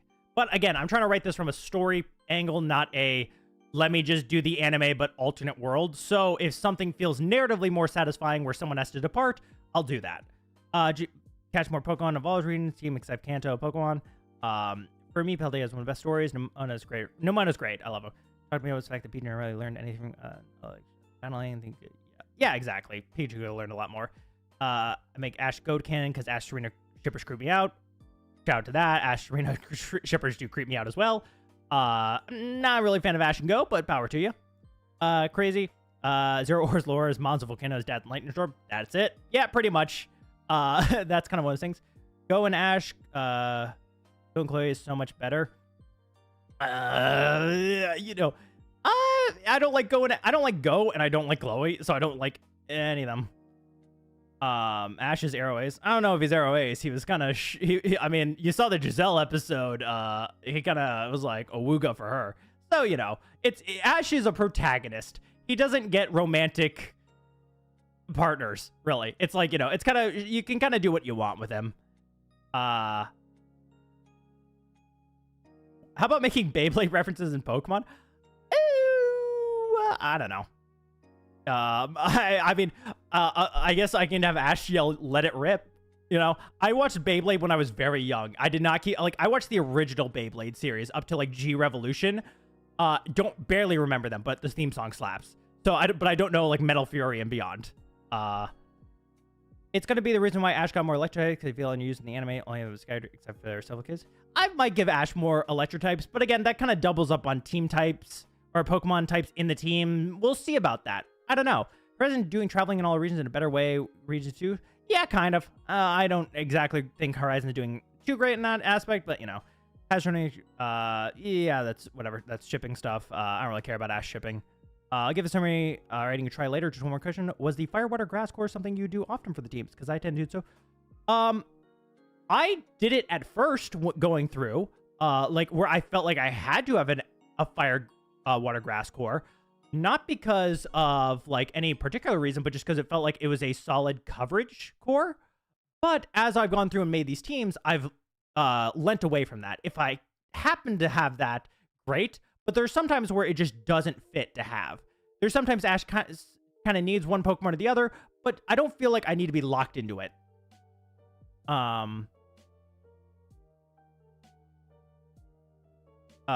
Team Star, I think, suffers from the idea that the fact we just had 2 fake out teams, quote unquote, beforehand. Team Skull's sort of the villains, but they're not really. The main is the Aether Foundation, though Team Skull's sort of like a mini boss on the way to that. Team Yell was just a red herring in the first place, and Team Star is just some kids that are kind of being bullied, so you kind of just don't really, or who are being bullies after getting bullied, so it's just kind of like whatever, you know? Like that one, it's Pikachu and the Giants, so maybe giving Ash, yeah, maybe. Giving them plus or minus. Ash being to not be anyone in areas, compared to love everyone equally, so yes, Aries Pan. Cool. Random Pokemon ideas. Delphox, Pancham, Sylveon, Togedemaru, Eldegoss, Swanna. That's a cool team. What will you do if Alon use them? Oh, Alon. I hate Alon so much. He's everything I hate in a character. Charizard fanboy looking ass. Oh my god, I just don't like Alon. I'm gonna do him justice. Any characters I absolutely hate, I never want to write as like a rage character. Like this character, I'm gonna make suck on purpose. He will do justice. He'll be a good character. I just hate him. You know. Will you keep Serena Showcase? No. You know, honestly, Serena's pretty much gone in Kalos, if I'm being honest. I don't like her, and I think she's useless. She contributes nothing. I'd rather have a more interesting companion than her. If Dermanton fired up, it should be Shannon Lore. It's more interesting. Maybe. We'll see what I do for those teams. As a kid, but he didn't fight okay, but did something to get her to hate him, so they're rivals and kills. Maybe. Honestly, I'm kind of doing the companion turn rival thing now, so I don't think I'll really do it for Serena later. I think she just won't be a thing. I do think Pikachu to learn Extreme Speed. Yep, exactly. Pikachu will have updated moves. He will not just have Quick Attack to the end. Would Numona appear in Journeys like how Kalos Reporter appeared in Yuta? Possibly. Who's your favorite Brock ship? I think Brock and... I don't remember too many Brock ships where the girl actually reciprocated the feelings. The only one I remember is Lucy, who... So, Lucy from Battle Frontier. I think that thing. Will series be darker? Not... I mean... Kinda not. Like, you know, I think when people think darker... Not that you're saying this, by the way, Vegeta. I'm just speaking in a general sense. When people think darker, they think they have to make things gory or more mature. I think there's an easy way to make things darker. For all my writing fans out there, read the Pokemon fanfic Traveler if you want an interesting take on the Pokemon world. Starts off a little rough, very early writing, but as it goes on, it really expands upon the world. So definitely take it a check out if you want to learn. It's been a big inspiration for my own personal writings. I think it's a story that does a good take on making something darker without doing the stereotypical stuff that people think dark and mature are. I don't think this story will be too dark and mature. I mean, like, it will have darker elements to it, but you're not going to see, like, no one's going to get murdered. Like, there's not going to be blood and gore, you know? There's not going to be sexual situations. It's, like, it'll be, like, maybe in the scale of what they're dealing with, but it's still Pokemon at the end of the day. Not that much, Malik. See you later, Grenkle. Grenkle Corn. Episode 3 is in the works. Just that shonen rival that wins all the time. Yeah, I don't care for Alon. Yeah, Channeler would be interesting over Tepic. That wasn't it up to the game. Would make Janine a league rival in Johto. Oh, that'd be interesting. making Janine a league rival. Random Pokemon team for variety. Oh, that'd be interesting. Variety replacing Serena. I don't know about that. I haven't thought. I've really basically thought all the way up to Sinnoh in terms of a story plot line. Is Ash going to throw hands on Mewtwo? We'll see. Lon is the exact character I would have had a crush on when I was 12. Then I started hating Charizard, so I realized it could never work between us. Yep, that's how things work. What do you think about Dawn in contest? I think Dawn is great, and I think her contests are fantastic. I think contests in general are great. The contests are one of my favorite additions to the Pokemon world, where I felt like, I mean, my favorite champion is Wallace. I think he's the best champion. I think he's stronger than Steven. Journey Rewrite, you're gonna have Ash and Gary Traveler again. That's pretty awesome. How mature are we talking with Traveler? I mean, it doesn't get into blood, gore, and I mean, like, there is mentions of blood, but you know, it doesn't get into, like, it's not super gory. It doesn't deal with sexual situations. It's just it treats the Pokemon world in a more realistic sense. It makes legends more equivalent to divine beings than it does just Pokemon you can catch in a Pokeball as a 12-year-old. Types of what's my least favorite type of fanfics? Revenge stories where the main character is betrayed by all their friends and everyone's out of character. Any story where you make characters extremely out of character for the purposes of just making the main character like a victim. Or also just stories in general where it's just beating up on the main character, making them a whoopee or something. Where it's just like they get the crap kicked out of them by the story. Because it's really just it's just a way to make your main characters edgy and like dark and be like, I was betrayed. And it's like, okay, Shadow the Hedgehog, like whatever. You know, you read them when you're 12 and then you grow out of them. That's kind of what you do. You read them because you're like, oh, you want the power fantasy, and then you grow up and you're like, I actually prefer more mature writing. Will May or Dawn with the Grand Festival? We'll see. How about making Team Plasma Joker from DC Comics if it's Team's motivation? Maybe. We'll see. I'd rather be friends with Volo than read an Ash betrayed fic. Yes, exactly. Oh, God, I hate Volo. I want to punch him in the face. Not because he's a bad character. Because he's a bad guy. I want to punch him in the face. Will you do a video going over every other Pokemon team you have for each game? Maybe. We'll see. What's up, Super, Justbeard, Frink? I'm going to call you Super. Alana is actually inspired by Anakin Skywalker and the dark things he's done through the film and TV show. The only a reason to hate him more. No, I'm kidding. Anyways, I'm finna go. See ya, Eshan. Absolutely despise the stories. Will Xerneas and Yveltal get more focus in the ATR? I love Zyra, but he took the spotlight. Yeah, I'm gonna try and do something with them. I think doing more stuff with them would be a fun time. Zoe and Dawn are great. Yeah, Zoe versus Dawn is a great battle. The Sinnoh contests are always just such a great thing to watch, which, you know, is like, it's one of those things where I like the Sinnoh contest more than I like the Hoenn store contest, but you can't have the Sinnoh contest unless you do the rough patch of the Hoenn contest. The reason why Advanced is so great is because it does a lot of stuff to set up Sinnoh, and it's like, it preaches a lot of stuff that you need to do first before you can get to Sinnoh. Like, you can't have all the cool stuff about Dawn stuff without doing all the without trying to work things out through May stuff first. Like, you have to test the waters, try to figure out how to do stuff first. Like, I mean, contests were like, we're trying to figure them out in, you know, Hoenn, so, and then they do them better in Sinnoh because they were able to refine them more because they know what they're doing now. You think should have caught the Choodle Founding Galar? Probably not. Opinion on the ORAS redesigns are the best. Oh my god. It's like probably the best redesigns in all of Pokemon. Maxie, Archie, like all the gym leaders, such great redesigns. I love them. Watch like Gator X's video on the ORAS redesigns if you really want to get a better appreciation. They're just a great way to go over. Well, Sada's Rita intro is a weird phrase. Yeah, that is funny.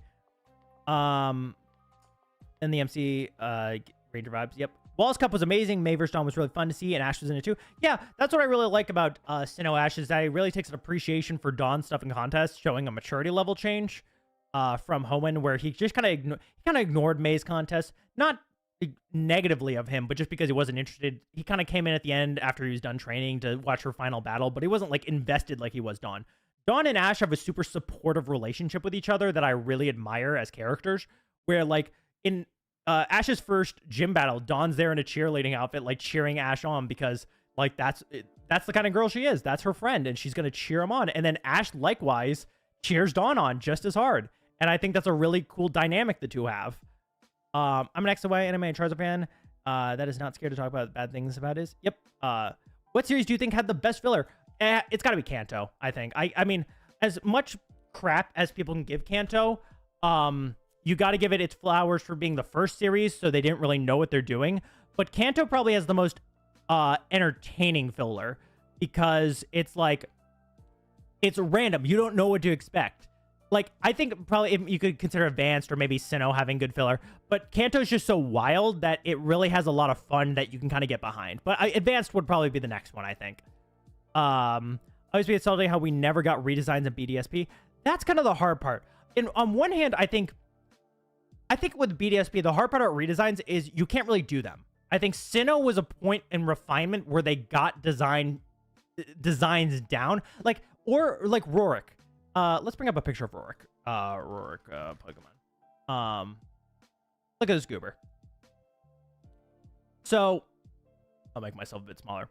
Like, he is the classic miner, you know. There's not much you can really change other than giving... I mean, like, if you just want an outfit change for them, I understand that. But there's not really much you can do outfit-wise other than just kind of doing something different. But I would never consider them redesigns because, like, they really don't need them. Like, compare that to, let's do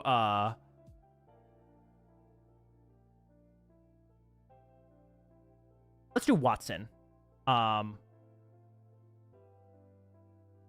Like, so if we scroll down here to original Watson, it's hard to see. Original Watson, he's just a guy in kind of a jumpsuit and a sweater. It's fine. It works. But, like, this embodies so much more of Watson's personality. Still got the jumpsuit, but you got the floral shirt fitting more with the tropical regions of, Hoenn. You got the electric bolts. Like, you can get more of his personality from it. It's, like, you know, an easier time. Like, it's, like, I think it does well. But I think Sinnoh has solid enough designs. I would appreciate an outfit change, but I don't think we need full redesigns. I want more mega accessories. Yes. Oh my god, yeah. I hope we get more of those. What's your opinion about Sada and Turo and the Paradox Pokemon are cool, but I think Paradox Pokemon and the whole plot of Scarlet and Violet don't mix well. I think the terrestrialized crystals and how they incorporated Paradox Pokemon and the time travel, I think it's just a bunch. It feels like a bunch of story ideas that got slopped together rather than a coherent narrative. Imagine Cynthia in a funeral outfit. Wait, that's just Kojita. Yeah. Technically in journeys, they revealed that Unimass contest, similar to how it revealed in JoJo. Definitely something to be included in musicals. Possibly.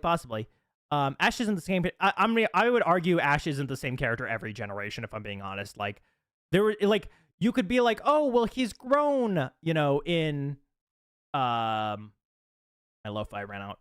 You could argue he's like, oh, well, he shows growth in Sinnoh, and he shows growth when he, from, like, you know, Unova and, like, between, like, Hoenn and Sinnoh and Johto. But it's not really, like, a natural growth. It's not, like, something he learned or we saw the storyline of his development. It's really just, we're going to change up Ash, and he just happens to be better than he used to be. But it's not like he naturally grew into that character. It's just something they changed. So he kind of changes everything. It is you, Mark. Worst filler got to be XY. Yep. Is that Silver? Nope. Is that Reed Richards? That is Reed Richards in the chat. Archie and Maxie had the best glow-ups. Yep, 100%. You really get their, like, personality-wise, you really get what they embody. Gives Hollow and Lolan vibes. It does. Yeah. It's the Fire Red Leaf Green designs are great. Giselle getting a baby Pokemon Sotobi would be a great thing for her thing. She might even be already more nurturing trainer for her Pokemon, so it could be like a final test for her. That would be interesting, Brittany. I won't say either. I won't or. I won't give any spoilers. I want a chibi style make of Gen 5 like BDSP. I like the art style. The art style for BDSP was good. I think I in my mind, black and white, black 2, white 2s, the sprites were the peak. I will always say the sprites are peak. Sprite art style for the win. Will always be my favorite over 3D. What is my favorite Ash strat? Probably Counter Shield. I think it's really the only... Whenever I think of Ash, people always mention Ash being an Orthodox trainer. The only strategy I ever remember is Counter Shield. Can anyone else name an Ash strategy that he does? Like, because it's the spin move and the Counter Shield. But, like, there's no, like, definitive Ash strat I think of other than Counter Shield. If we get more lore revealed in Legends EA, we'll use it in ATR Kalos? Of course. Yeah, no, definitely. If things, Mega Evolution gets more shine and there's all this stuff revealed, I will definitely use it. Like, I use every little information we get, I always use to write more of my stories. Giselle's with Nita Reno would be great. Oh, that'd be interesting. They are hot for Water Guy. Yeah. I don't swing that way, but damn. No. What do you think about Karada and Miraidon? I don't like them. I think it's weird to consider them legendaries. They're not legendaries. They're just paradox forms of Cyclizar. They're on the same level as the other paradox Pokemon. I think the only reason they're legendaries is because they're on the box art, but really, they're kind of nothing Pokemon. It's kind of interesting in the idea of you having the legendary from the beginning, and I realize the music's too low, so you guys can't even hear it. It's kind of novel, the idea of you riding around on the legendary Pokemon, but overall, they're just kind of meh for me. They're whatever. Hot take, I don't want Gen 5 remakes. I don't think we'll get Gen 5 remakes. I think there's really nothing to update with Gen 5 that you could do, like Diamond and Pearl or the other games. It's sort of like the redesign argument I was making earlier. It's whatchamacallit. Like, I think Black and White are such solid games. I think we'd get like a Let's Go version of them more than anything. Melting Boulder. I don't remember that one. Electric Shield, Volt Tackle, Iron Tail, Agility, stuff like that. Jamming, Aegis Shield. Ice Water Jet. See, so of these I'm reading, Ice Water Jet is kind of like the main one where I'm like, that's a consistent one we saw. A lot of these are little one-off strategies I feel like we've seen throughout the thing. But like, you know, I don't think it's like I don't think they're like consistent strategies. It's sort of stuff Ash thinks of in the moment, but you know, it's kind of I think they're a lot more one-off. The Rock Climb, I mean, or the Rock Climb one, oh god, I hate Rock Climb on Torterra. Torterra's so frustrating for me because they set him up where we're gonna have this character arc where Torterra learns to be a more stagnant battler, switching from his speedy style to being a tank, and then they give him Rock Climb. Why? What's the whole point of him having to learn to fight differently if you're still going to make him run? Literally, it's so dumb. Torterra suffered so hard because of Infernape. I feel so bad for him. Because we wanted to take the focus and put it on Infernape, Torterra got left in the wayside. You plan to do voice acting because you... I don't really plan to do voice acting. I mean, I'm a nerd, so one of my dreams is always to be a voice actor, but I'm not really great at it. I think... I've heard I have an interesting voice, but I'm not a great actor. So, you know. May have a foreign visitor from Alola and have Ash question why his water type opponent is being low in tiles. Possibly. I don't want to incorporate too much stuff from the previous games, like, especially so far at. Like, I'll incorporate some things like abilities I will incorporate into the first season of Kanto, but no one's going to call them abilities until we get to Ho and Ash will learn what abilities are, you know? But abilities are still a thing in this world. The Pokemon just don't have abilities. Fairy type is still a thing, but we're not going to establish it until later on. So stuff like that is going to happen, but I won't be bringing unless it's like a Blaziken and Johto situation. That's the closest thing we'll get, but nothing for Xerneas is going to show up in Kanto or something. I know Xerneas is a legendary. I randomly chose a Pokemon in my head. Karada and Miraidon could work in an anime. I'm not interested in them, so I don't really care if I'm being honest. What Pokemon would you have if you were in the anime? Give me my boys Skitty and Surskit, my favorites, my goats. Skitty and Surskit are my favorite Pokemon of all time. I love them. I'm weird, I know. I'm a bug type fanatic. I love normal types as well. Skitty, I love her. I don't know why I like Skitty. It's great. My goal is to be so ripped that I can be that guy with a small cute Pokemon, that's the meme I'm going for in my life. Wish we had seen more of Crocodile dove midair Stone Edge catch. They didn't. Yeah, that Crocodile, the Stone Edge catch would be really cool to have more of. I think the animators hate bulky Pokemon when they're slow. Pretty much. Ash is just not great with Pokemon that don't battle exactly like Pikachu. Like Torkoal's ass, you know, Torterra's ass. Like a Pokemon has to go out of its way, like Gliscor, to go learn from someone else for Ash to actually develop a battle style with it. Otherwise, Ash is like, I just need to be fast and hit hard. Will Ash kill Giovanni? No. I mean, like, if Giovanni, quote unquote, dies in this series, it's not going to be like a, you know, John Wick, Ash holding the gun and killing Giovanni. It's going to be an off-screen thing, like with Mewtwo. Like, it's not going to be like that. How do you feel about Banga being Ashley Rival and Silver Hilbert? That'd be cool. I like Banga. He's pretty fun. What do you think of Zach Toshi's Scarlet Violet series? It's fun. I like it. I haven't been too consistent. Keep watching it. Zach does a great series. I loved his Galar series. I think Scarlet Violet's going well. I'm not interested in Horizons, and I'm not interested in Paldea, so I don't really keep up with it too much, but I pop in on from Mayo again. But it's a main inspiration in terms of my editing style of stuff to, like, quote-unquote imitate, but, you know, like, I don't want to make it exactly look like his stuff, because it's, one of those things where, I, you know, I want to do my own thing. It's why I draw my characters instead of using official assets. It's also, it gives me more creativity. But I don't want you to look at our series and be like, oh, I just did Zach Toshi's thing. It's, you know, it's one of those things where I don't know. It's good. I think Scarlet and Violet, you know, I agree with you, Reed Richards. I think there's a little bit too many characters in Scarlet and Violet, but I like his attack. I like the challenge he's made for himself. You know, power to him. It's not how I personally would write Scarlet and Violet, but I can appreciate his. I made Giselle a traveling companion. Long story short, didn't really like writing Misty. Her goals were nebulous, so it's really kind of hard to write for her. I made Giselle the companion overall because I could replace Misty, still have the same character interactions between Misty and Ash in a slightly different way, but you still have the banter, and then I have an actual character for Giselle. I answer that question every time it pops up in the chat for everyone because that's kind of the main reason why I'm holding the stream. We're consistent on viewers. That's insane. Have you ever read the Festival of Champions manga? I have not. I will give that a read. Make a bigger impact in the story of ATR.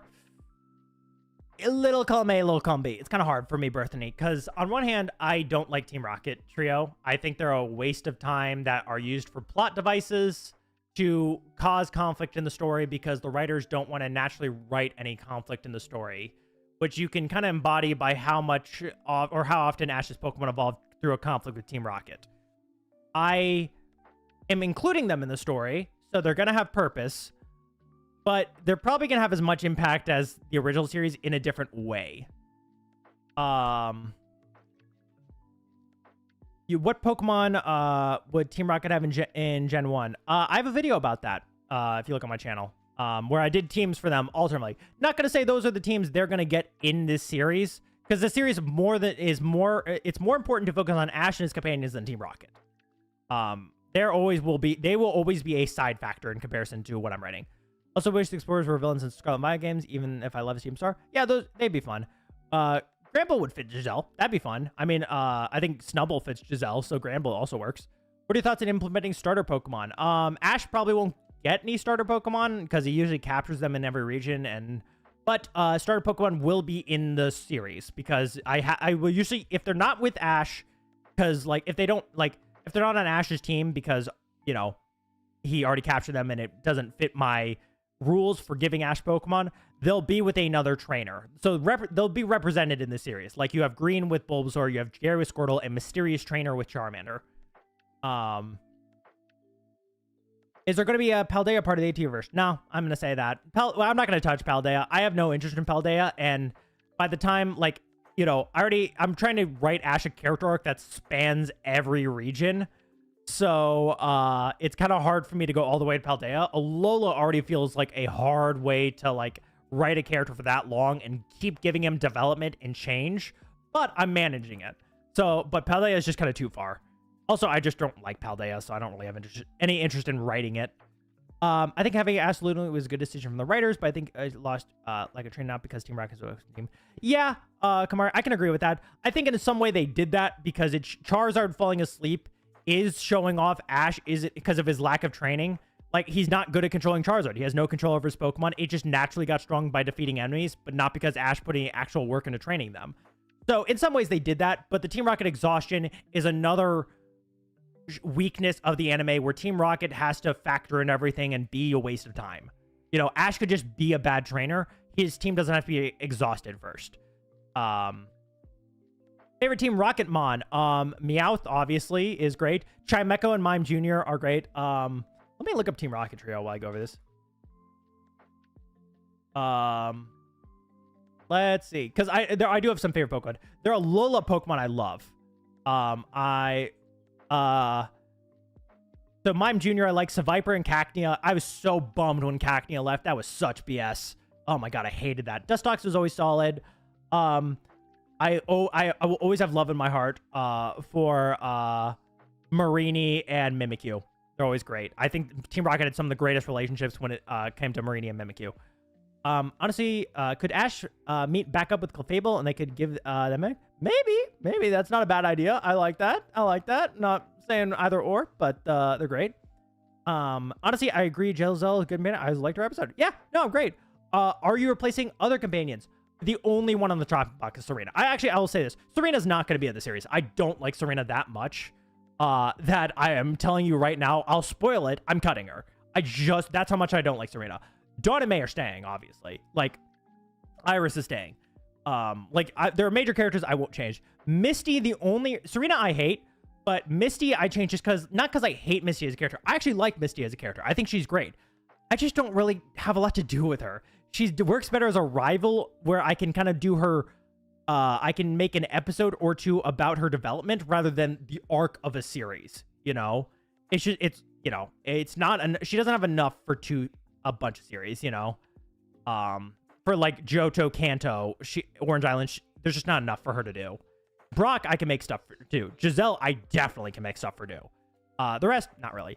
I think I mentioned James getting Trubbish in one of your videos about Pokemon Team Rocket. James getting Trubbish would be fun. Hunter J would fit well with the Explorers. Too bad they sunk that chance. I see what you did there. That's a good one. Flash's companions have starters. May, Torchic, or Beachy. So, Bethany, that's a great question. When it comes to changing up their teams, I've gotten a lot more liberal about who I'm willing to change up or not. I don't want to change things on their teams for the sake of changing them, but I will. Here's the thing. Starters are the ones where it's like usually I'm pretty consistent about. The rest of the team is where I change things up for fun. Mostly because the series is about using new Pokemon, because if you want the old teams, go watch the anime. But when it comes to changing up their starter Pokemon, I would only do it if I see it narratively benefits me. If I have a cool story idea for it, I'll do it.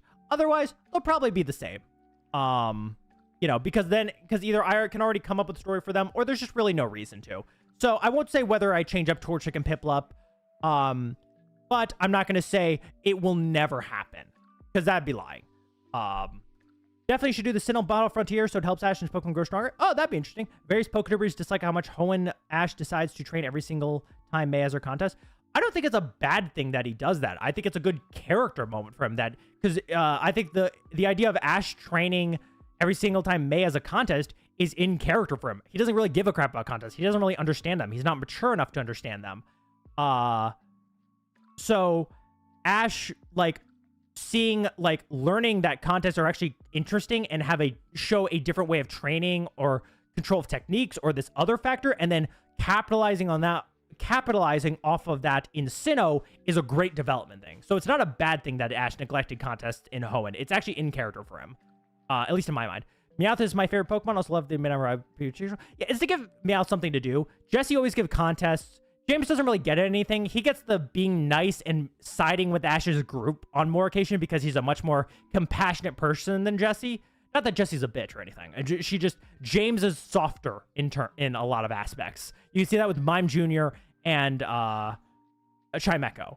So he gets those moments. Meowth doesn't get a lot, so him having this rivalry with Pikachu is interesting. Is Damien the mystery trainer? We'll see. I won't reveal. You might already know if you've seen my videos. You might already know who it is. I might have already revealed it. We don't know. Will Ash live on Mount Silver and become silent? Nah, not really. Do you hear Paldea is boring? I want to do power anything with it, but it's hard to come up with something interesting, unlike Hisui and Volo. Exactly. Hater, I can show you that anime makes Paldea good. Yeah. Will Jigglypuff be featured? I imagine so. The Alola anime was so enjoyable. I love the Alola anime. Jigglypuff goes to Ash. We'll see. What about Ash and Eevee? We don't know. Who knows? Maybe he'll get an Eevee. Maybe he won't. If you do Galar ATR, can you give him Orbeetle? Maybe. We'll see. I love if people think that Richie is a trainer who took Charmander ATR. Well, I don't really believe that. Yeah, no, it's interesting. We'll see who took the Charmander. We don't know. Do you think new characters in this anime? I think will I have new characters in anime?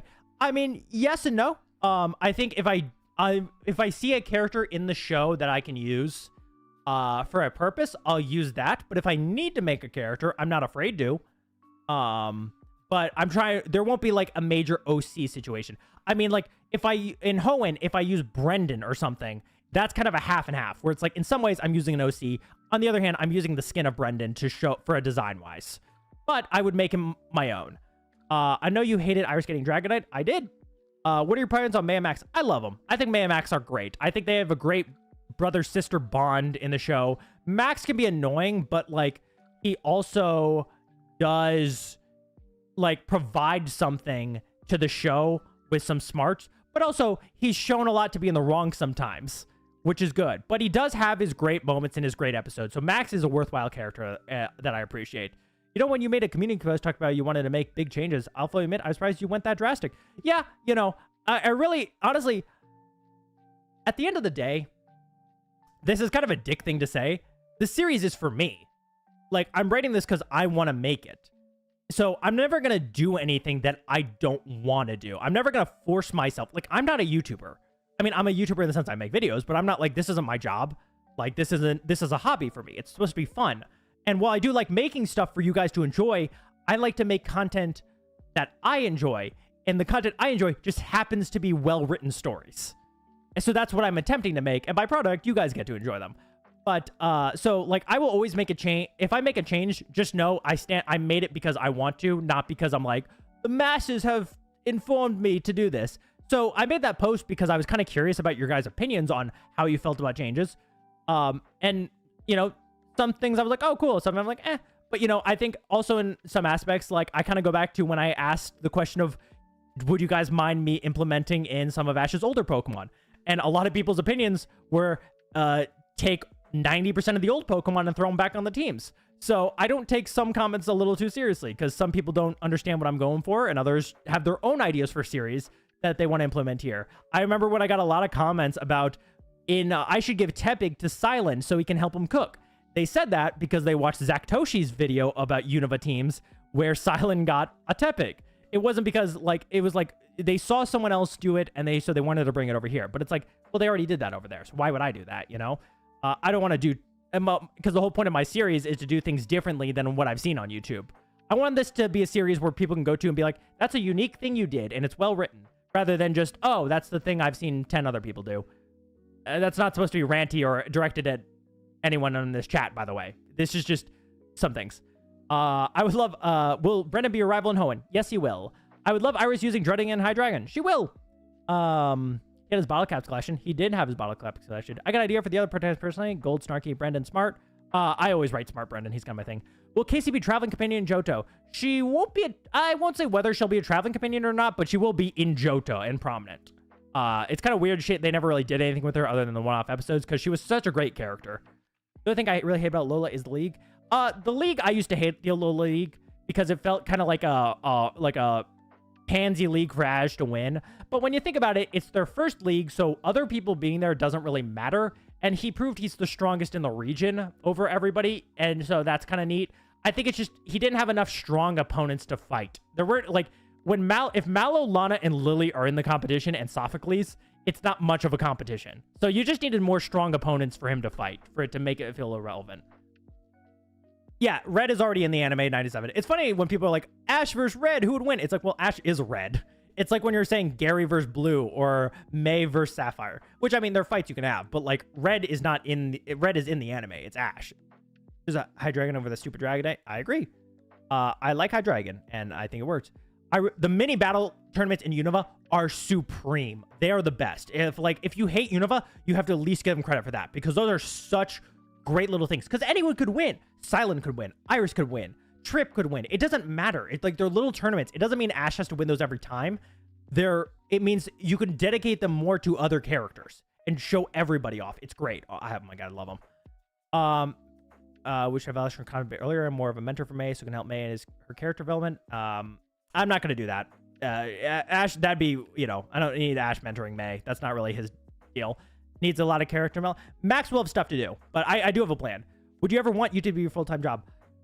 No, I don't think so. I think even if I would have to make quite a bit of fuck you money off YouTube for it to be my full-time job. But if I ever made enough off YouTube for it to be a living, I mean, I would still keep my day job. I would just do both. I mean, money is hard right now in life and for everybody. I mean, so like having dual incomes would be great. So I would love to make a lot of money off YouTube, but I would never try and turn this off my. I mean, I make like $100 here and there off YouTube, not consistently, but here and there.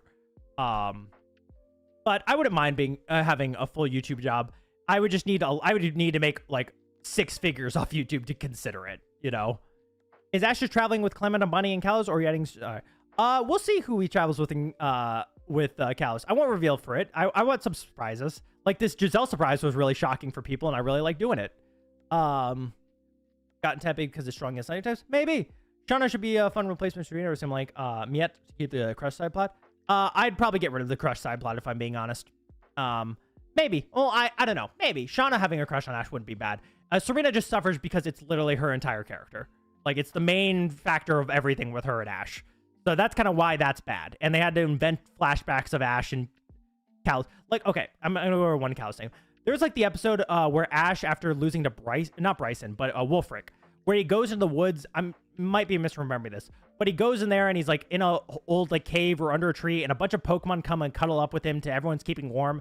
And we flash back to Ash doing the same thing as a kid with a bunch of things. I'm like, that's not Ash, that's Ed. Fuck you for thinking Kanto Ash does that shit. Bullshit, that's Ash. I hate that shit where they just, it's the Naruto method where we invent a bunch of flashbacks that didn't actually happen because we want to rewrite characters. Sorry, I got on my rant again. Maybe we're gonna kiss for Ash. Be very scared. Oh, that could be interesting.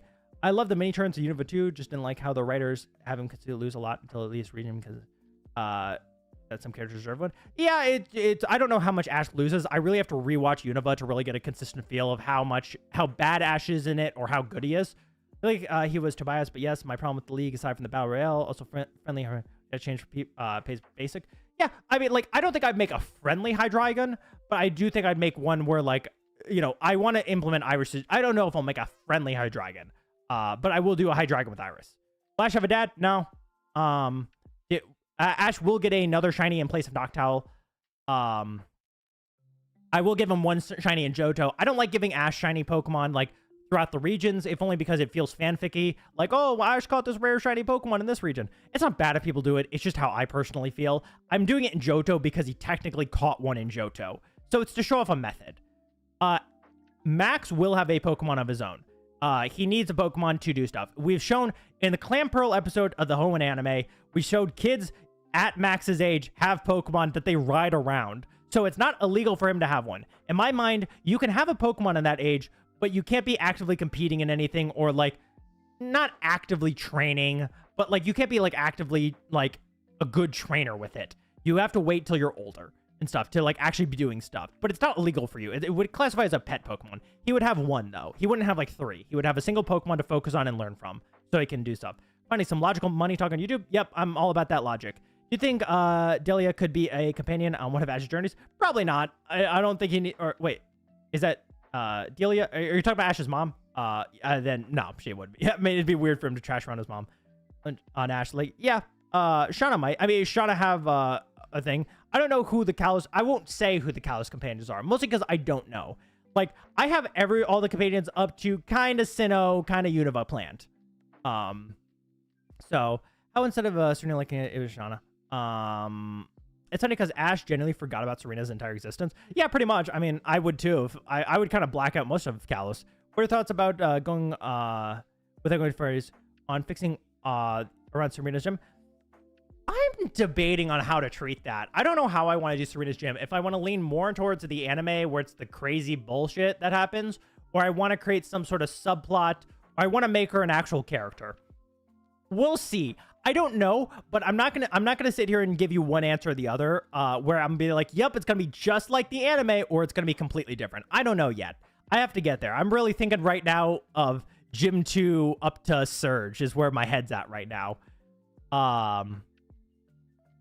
More cooler and cancels, but he just takes break a lot after him. Yeah, pretty much. Will you be continuing monthly uploads, or will you see it more often? Yeah, so it's pretty much going to be monthly, I think. Here's the thing. The monthly uploads are not because I'm like, you know, want a break in between. The monthly uploads is because that's how long it takes. It's a lot of editing. Like, this video was 26 minutes, and you see all the edits. I'm going to grind my ass off to try and get this next one out. But for this video, I had the script written before I posted episode 1. Or as I was editing episode 1. I got to write the script now for episode 3. So I can't even, like, jump into recording yet. So, I'm going to try. I'm going to try real hard to get... I try and get these hard as quick as possible. I might have 1 or 2 small videos, like, under 10 minutes, that I put out before this next one. I don't know yet. It depends on if I burn myself out a little and want to do something different. But again, this series is my main focus right now. It's the stuff I want to get out, because also it's the content you guys are looking for. It's done wonders. It does well on my channel. You know, like right now, let's see where the video's at. Because last night it was at 1,700. I woke up this morning for it to be 2,600. It's at 2,900 views. You know, I'm nearly halfway to 39. I'm nearly to 3,950. I'm 3,222 subscribers. So it does well. So I want to make more of it. What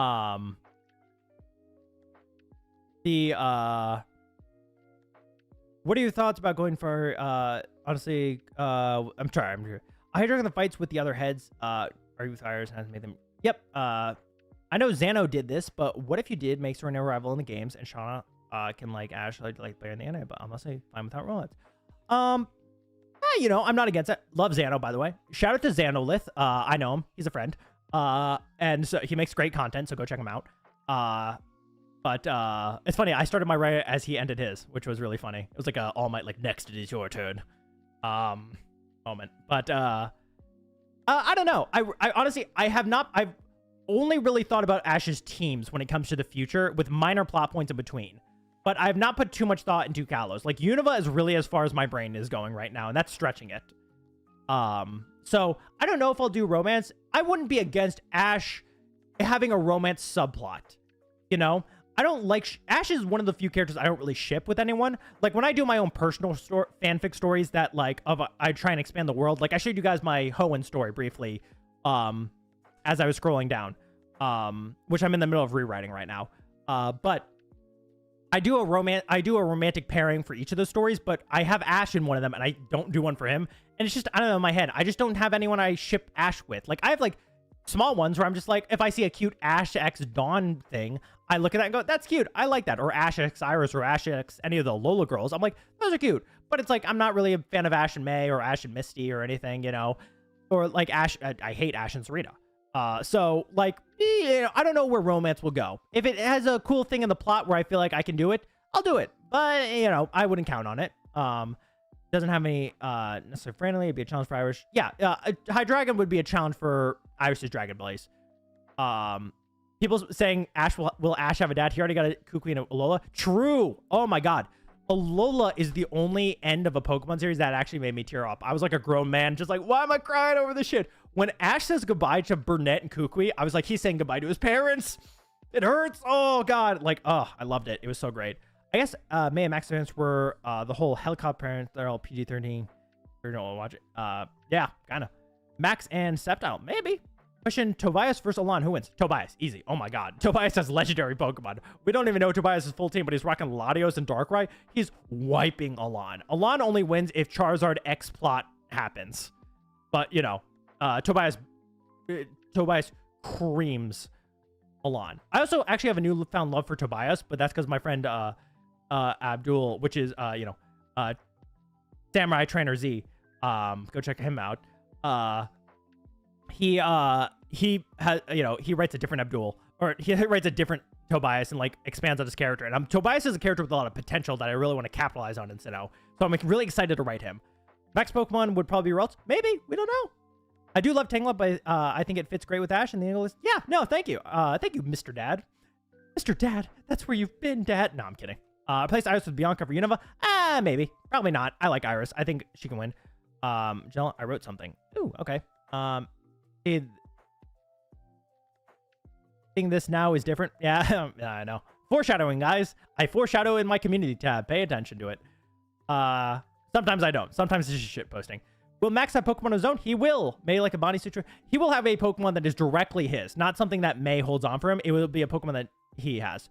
If Ash has any friendship evolving Pokemon, can you evolve it after the very first milestone to show he cares? Oh yeah, Ash. I mean, if any of the Pokemon Ash has that, like Ash's entire teams will be evolving. It is like, how do I put this? I think evolution is a sign of growth in Pokemon world. I don't agree with Pokemon never evolving.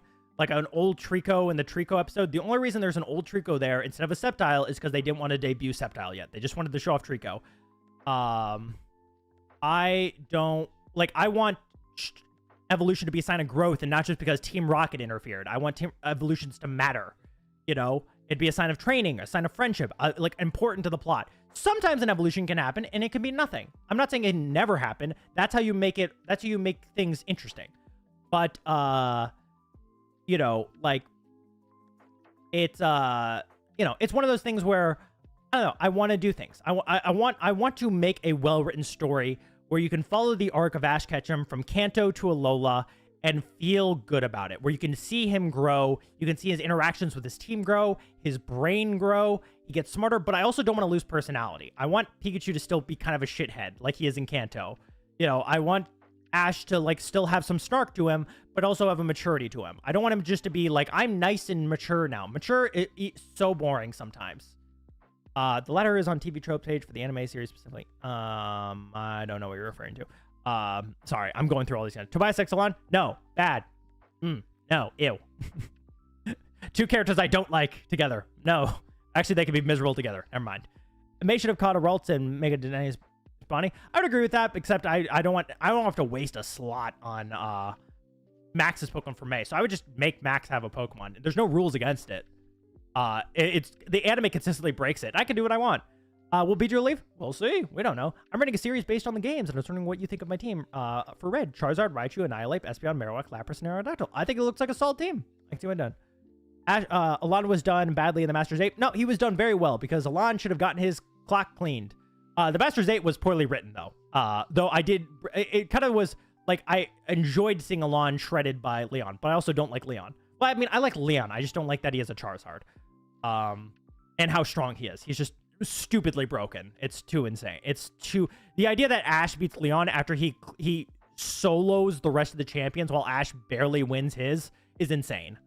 That Ash would win. It's so stupid. What is the name of the channel that is also doing a rewrite? I know,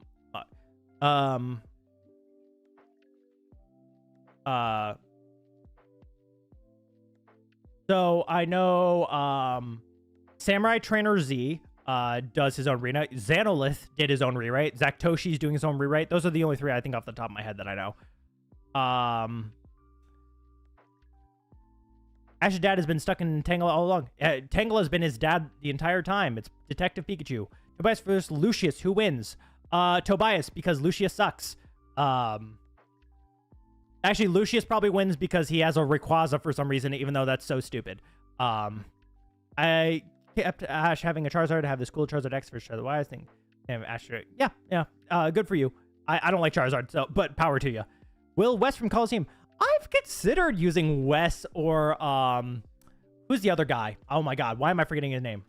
Pokemon Gale of Darkness. What is his name? It's like it begins with an R, I think.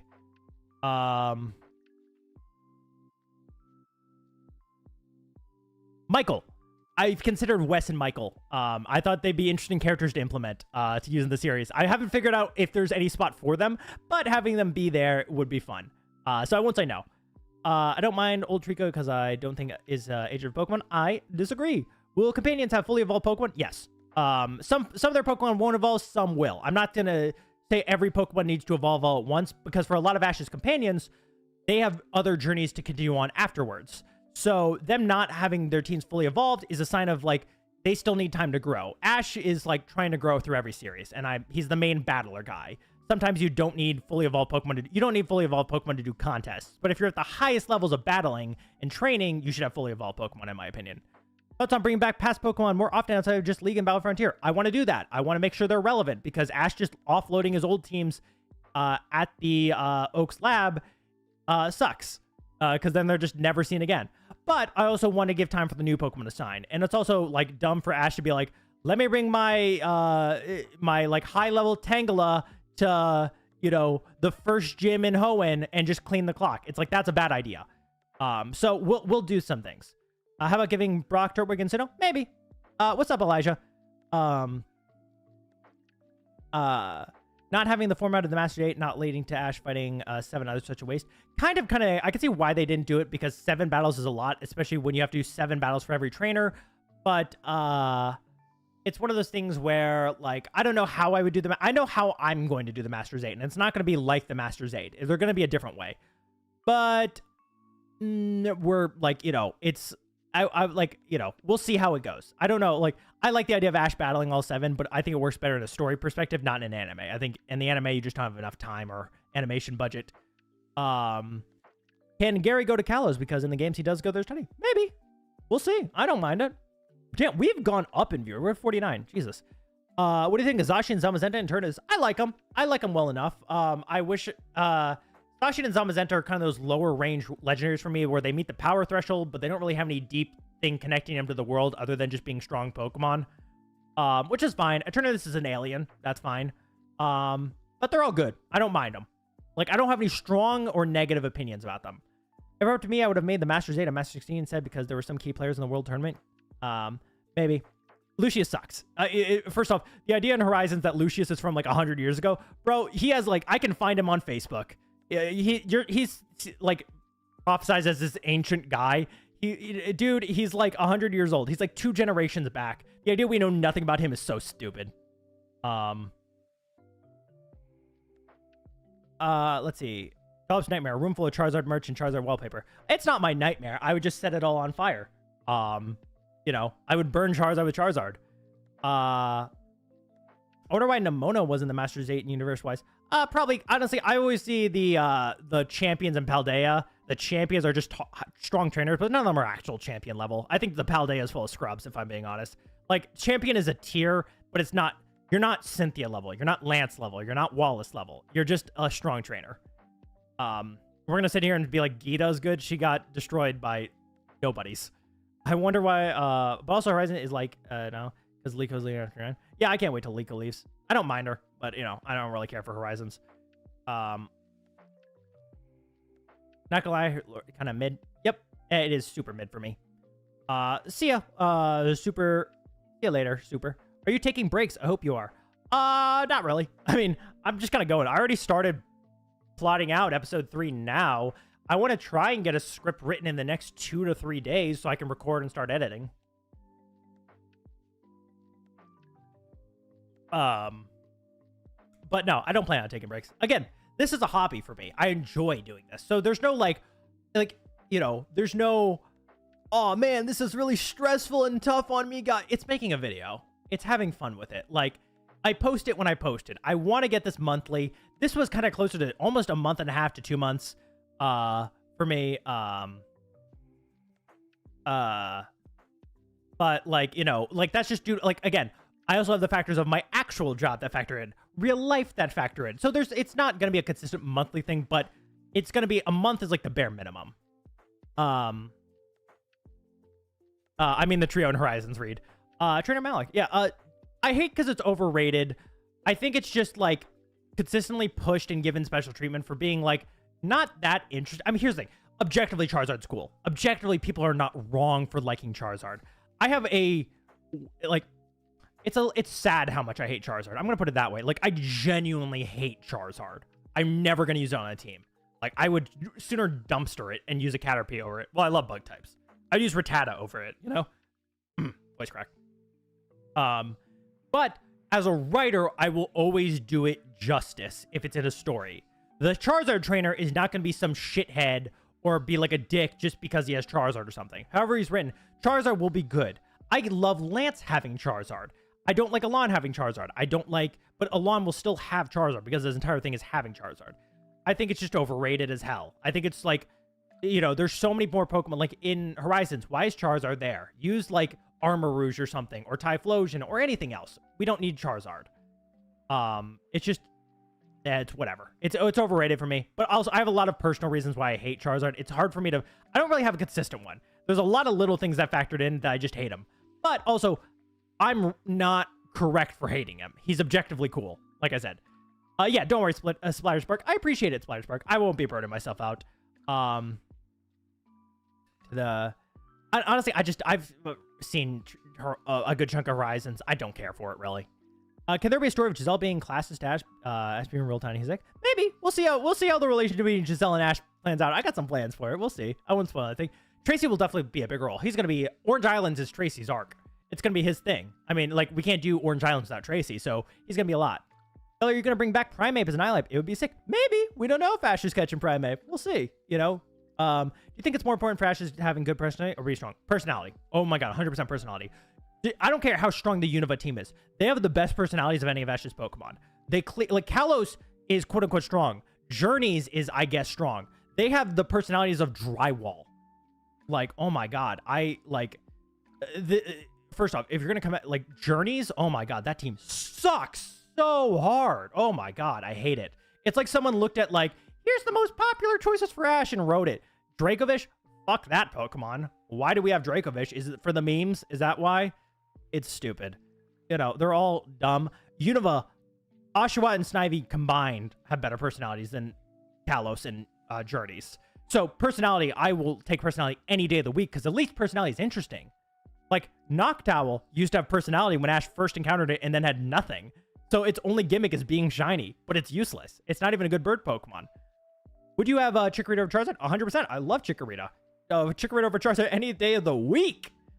Why not give the love to Charizard to Raichu, Meganium, and Cal starters? Why did they get Megas? But I mean, I understand the Kanto starters getting Megas. I don't mind Kanto getting prominence. It's giving Charizard special treatment that I hate. I'll use Typhlosion after those leaks. 100%. I don't care about the leaks.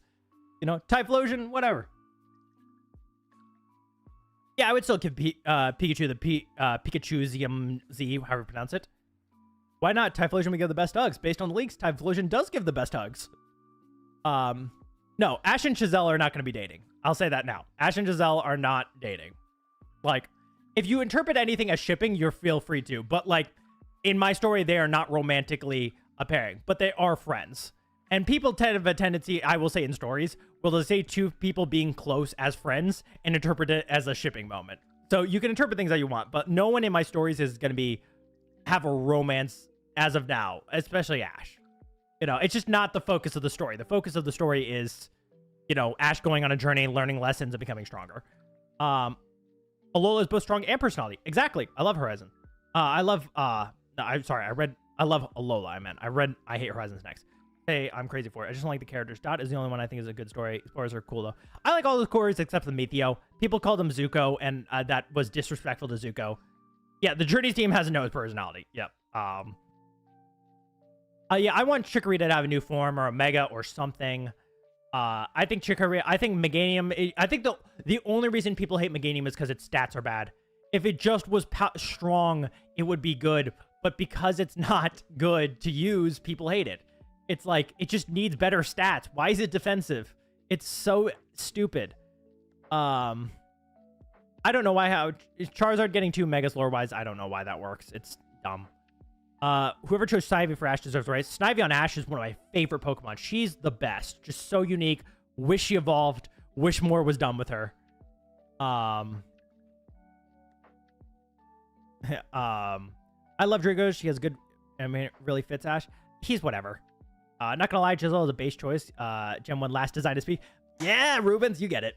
Giselle stands out a lot. Yeah, no, here's the thing. I posted the question specifically, like, in my Discord. Not my Discord. I don't have a Discord. Maybe I should consider a Discord. That might be interesting. I I posted a in my community tab, I posted the Giselle thing because I was actually genuinely curious if people knew who she was. I think people did.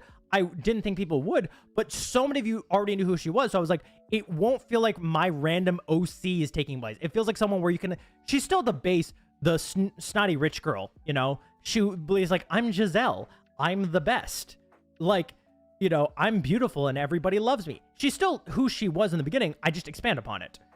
Because I can't wait to see Inteleon, my favorite boy to be on Ash's team. Can't wait to see it. Yeah, Inteleon's great. Alola Ace Trainer design is great. Johto hates grass. Johto hates a lot of things, including Johto Pokemon. I don't know why every Johto Pokemon, for the most part, has bad stats. Okay, so move-wise, everybody's going to have 6 moves available to them. I think 6 moves is consistently a good choice other than 4 moves. 4 moves is extremely limiting. 6 moves feels like I have enough room to play with where I can make interesting combinations. I know it's not 1-for-1 for the games, but we're doing the anime. We're not doing the games. The only reason I consider doing the 4 move thing is just like the only reason I'm limiting myself to 6 moves is really because to give you guys, the viewers, consistency. Because the last thing that sucks is watching something and not doing like, oh, I guess he knew that move. That's weird. Like at the start of every episode, there's going to be a little screen that displays Ash's current roster and the moves they know. So that way, and maybe for Brock and Giselle as well. I'm thinking about that. But mostly for Ash, you'll know his team and you'll know the moves they know in that moment of that episode at the start of it. So that way, you guys know where, how strong everyone is, what they know, and how things are going. Will Mr. Mime still be Ash's mom? Probably. I hate Ash's Surf Edge. Ash's Surf Edge is just whatever. I don't really. I hate the entire fucking Journeys team. I think they can all burn. After Kalos, Kalos, I hate that team, and I hate Journey's team. Surfetch'd and Dracovish are just Diet, Halucha, and Noivern. In fairness, Noivern isn't much of anything anyways. The only... like, if you look at the Journey... If the Kalos team, the 2 moments Talonflame and Noivern are talked about are their losses to the Legendary Birds, where they didn't even win. It's just them fighting the Legendary Birds. So, like, that's all their claim to fame is. They're nothing otherwise. Do you like Ash's Unfezzed? Here's the thing. I've latched onto the memes of shitting on Unpheasant. I think the female design is worse than the male design. I like the male design, but I do like Ash having a female Pokemon. So it's kind of iffy. I really have to go back and watch Unova to really get a strong opinion on stuff there. But I knew a majority of the personalities, but I think Ash's Unpheasant is probably overhated. I think it's probably for the memes. Yeah, I asked if you guys remembered her because I wanted to make sure people knew before I added her in. Chica was in Kanto more. People would like it, but Johto's really unkind to grass types. Its stats suck. That's the hard part. It's a great design. Its stats just suck. I don't really care for Bayleaf. I think Chikorita's the cutest, but I would rather have Ash have Meganium if in the main anime than just have Bayleaf. I think people know about Giselle because the Pokemon Company re-uploading their older anime. That does help, I will say. It being out there. Things are showing how long, even though Guzma had a Pokemon like... yeah, exactly. What about Dragon type? Dragonite is best girl. I mean, is Dragonite even confirmed to be a girl? Not in the show, I know that, but thing. So it's like, I mean, Dragonite doesn't even do a lot. It does like a little bit in the beginning and that's sidelined. Will Ash be permanently keeping Larvitar? Yeah, I don't know. We'll see how that goes. I don't consistently know. I don't want to reveal anything. Fletcher in her fight, Moltres evolve saving Ash. I mean, it's freaking whatever. I mean, like, you're fighting legendary birds that aren't really... Legendaries aren't even legendaries in the show, so who cares if they... Like, if someone gets a dub on them. It's not really a victory because they're just, you know... Like, it's not much of a victory when I know these things aren't shit anyways. If a trainer gets to use them, like Nolan or something, use Articuno, who cares? They're not strong. They're not legendary. They're just kind of slightly more powerful Pokemon. It'd be like you could face a Dragonite or a Garchomp and get the same shit out of it. Could I add AJ as a rival? Maybe. You know, I don't mind it. Like I mean, I want when Ash goes to the league for the most part, I want to have a consistent, like, you know who he's facing in some ways. There will be some surprises. What personality is Green? She is battle-hungry Kenpachi Inosuke. Like, all I want to do is fight. You know, some people fight to save the world. You know, like, people think I'm fighting to save the world, but really, I just like to fight. That's who she is. She's hands. She is battle freak, you know.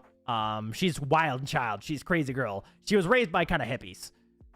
I would have James send some Pokemon to his grandparents, like maybe he gets Gligar and Johto and comes back as a mean Gliscor. Maybe. We'll see. We'll see where James goes. We'll see where Team Rocket goes. We don't know. I don't know how big the delay is on my stream, chat.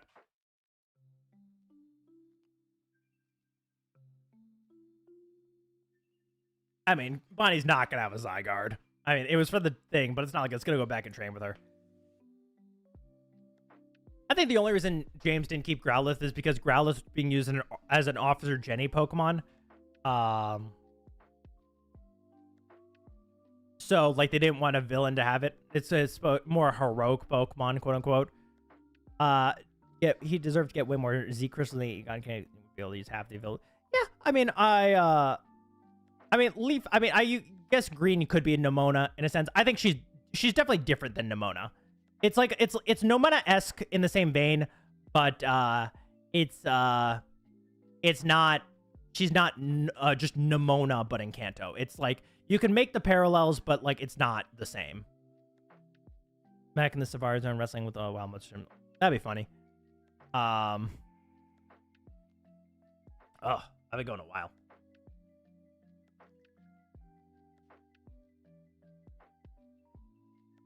Yeah, Journey's team does not interact with each other at all.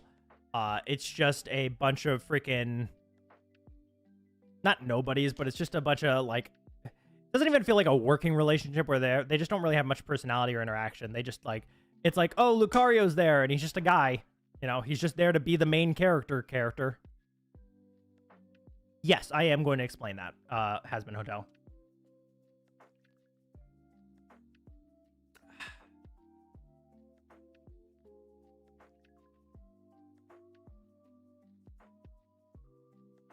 Ugh, jeez. It's already been a long day. You know, I think I'm thinking about consistently doing these streams every Saturday or something at around noon. Maybe hopping on, we can do one of these chat streams. Maybe we'll do one of the things. If I have to draw some new assets for Ash, Giselle, and Brock, it'd be a good time to get them done. But, you know, that'd be a fun thing to do. I enjoy these talks. We've actually had a pretty consistent viewership throughout this entire thing. You guys seem fairly engaged with it.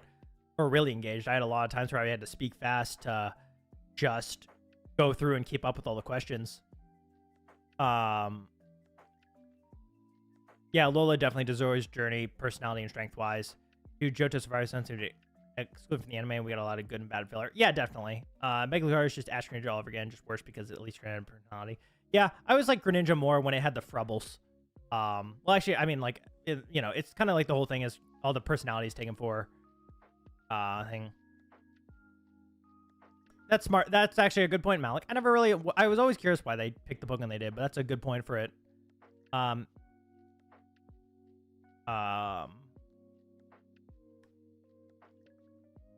Is Green like a foil to Gary who puts him in his place?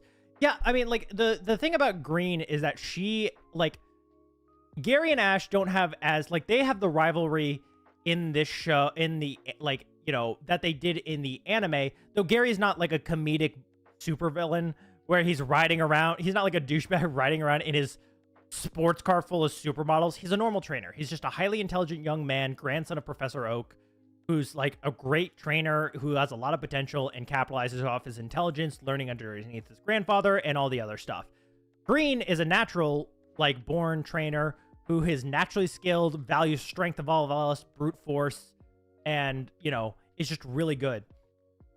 And what she's done is her presence basically prevents Ash and Gary from not being in proximity with each other throughout their childhood. Like, it's kind of like, it wasn't like, you know, they were friends when they were younger and then they split off and decided to become rivals. It's like they consistently get underneath each other's skin, but they can hold off at times because their friendship with Green means more than hating each other. You know, but they don't hate each other. They, you know, rivalry with each other. So, like, it's, it serves where they can have a much more, like, because the whole thing is, I want to make every, relationship Ash has with a rival different. And so him being very good friends with Green, but also having a rivalry with her is good. Him being more antagonistic with Gary and each getting on each other's skin, but also like, you know, and then having that rivalry is another. What do you think about Ash's Glalie? Love Ash's Glalie. It's a great Pokemon.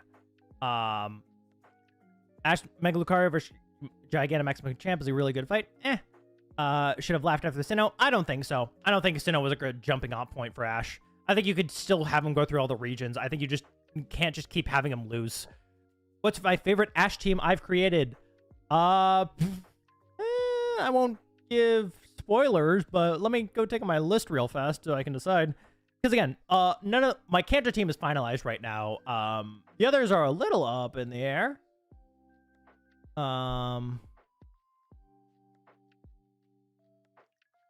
At the moment, Johto or Sinnoh. Johto or Sinnoh are kind of my favorites. Will you get rid of Boulder? I mean, Boulder's gone because, literally, I mean, any Pokemon Ash has caught before is tossed out.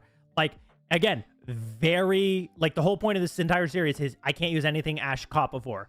It is my absolute damnedest if I reuse something Ash has caught before.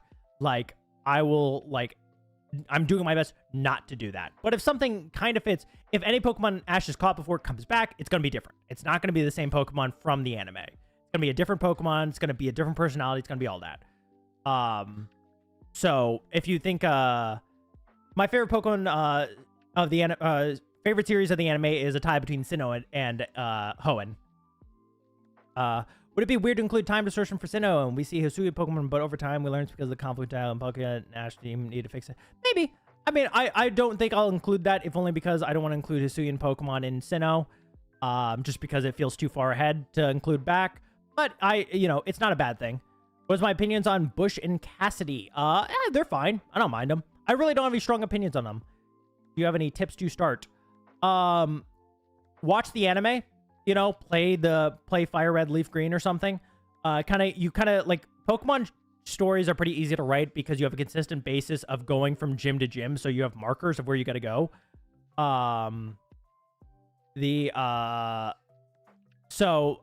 think the best thing to do is just think about your character, think about how many Pokemon you want to manage. It depends really if you're doing a video series versus a fanfic. Fanfics you can use more.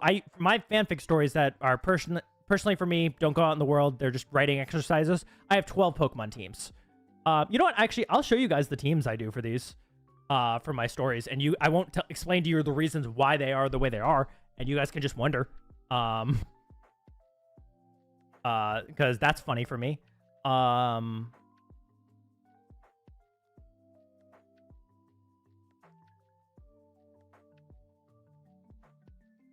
But, these are example of that. So, this is the Sinnoh oh, my picture's too big. This is my Brendan Hoenn team from the fic I showed you guys earlier. But yeah, so I think with the thing, really just kind of focus on character. I watched a lot of Brandon Sanderson writing tip videos. He's great. I watch a lot of videos that talk about writing in general. Kind of helps you think more about character writing. Just kind of think about the goal of your series and where you're trying to take things.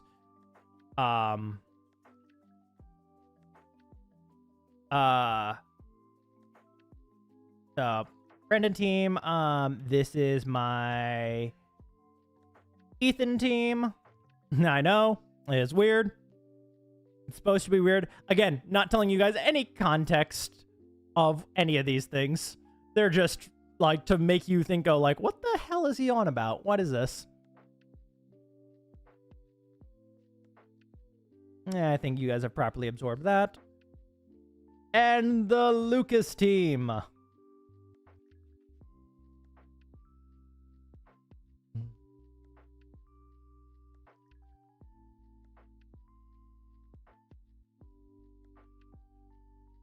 That is a purple Zygarde. It is a Zygarde colored in the colors of Regidrago. Why? I won't tell you. I've read that page, Tevin. It's good. I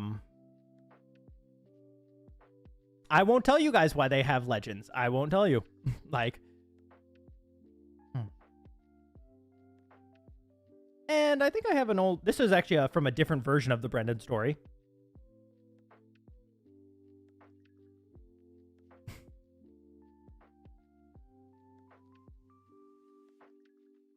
Megalopony. Megalopony for reasons.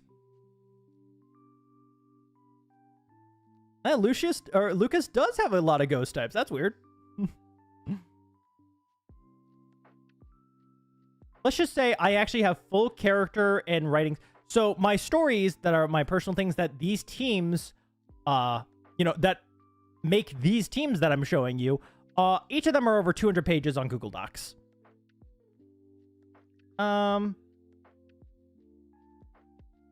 This was my Hilbert team initially. It needs changes, but this was one of them.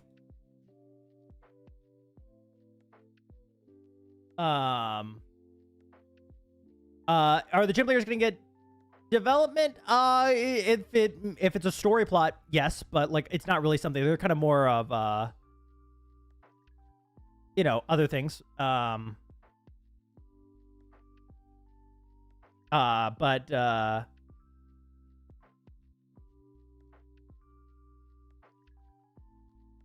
can I open multiple at once?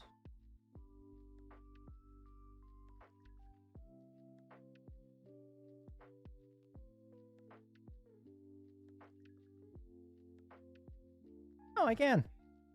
Neat. This was a Victor team concept came up with.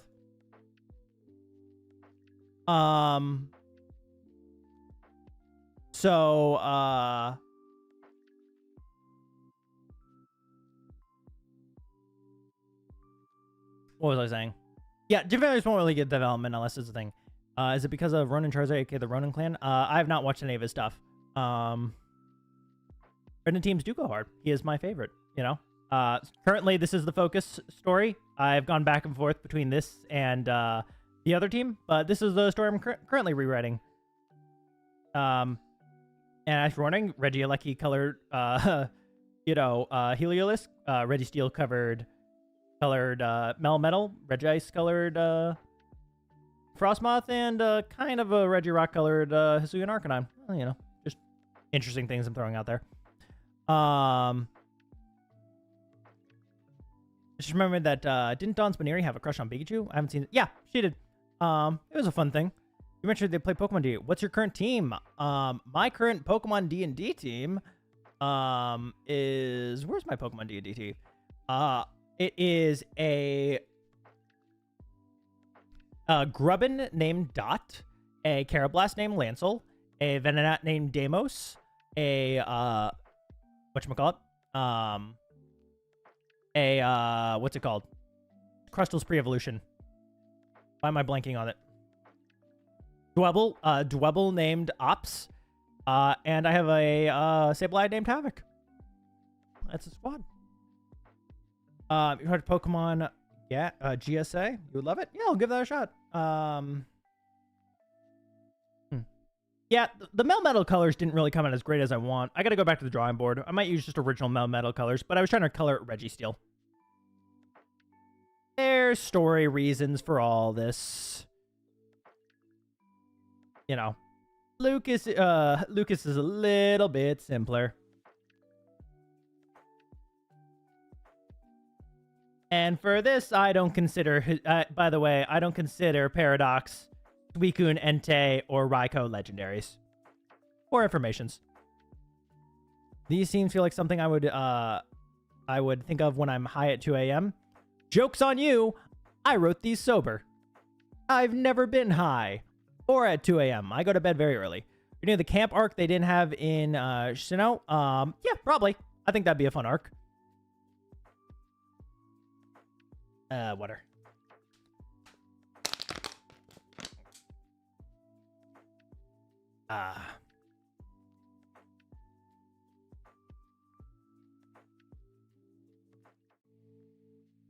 Is it because a certain Pokemon named Rowan Chart? No, not at all. None of this has been inspired by Rowan Chart. This is all personal writing. It's more of an inspired by a story named Traveler. Pokemon fic named called Traveler more than anything, but not exact. Because no one ever makes the Reggies cool. Not even Traveler. Yep.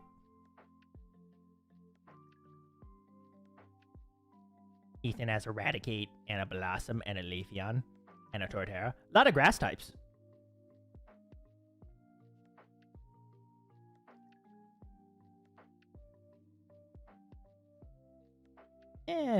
do I need maybe some sizing issues? I try to make these to scale of like how big or small I think a Pokemon would be in comparison to main protagonist.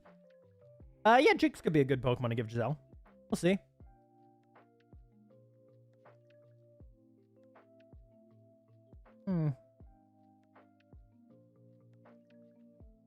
Nope, that's not what I wanted.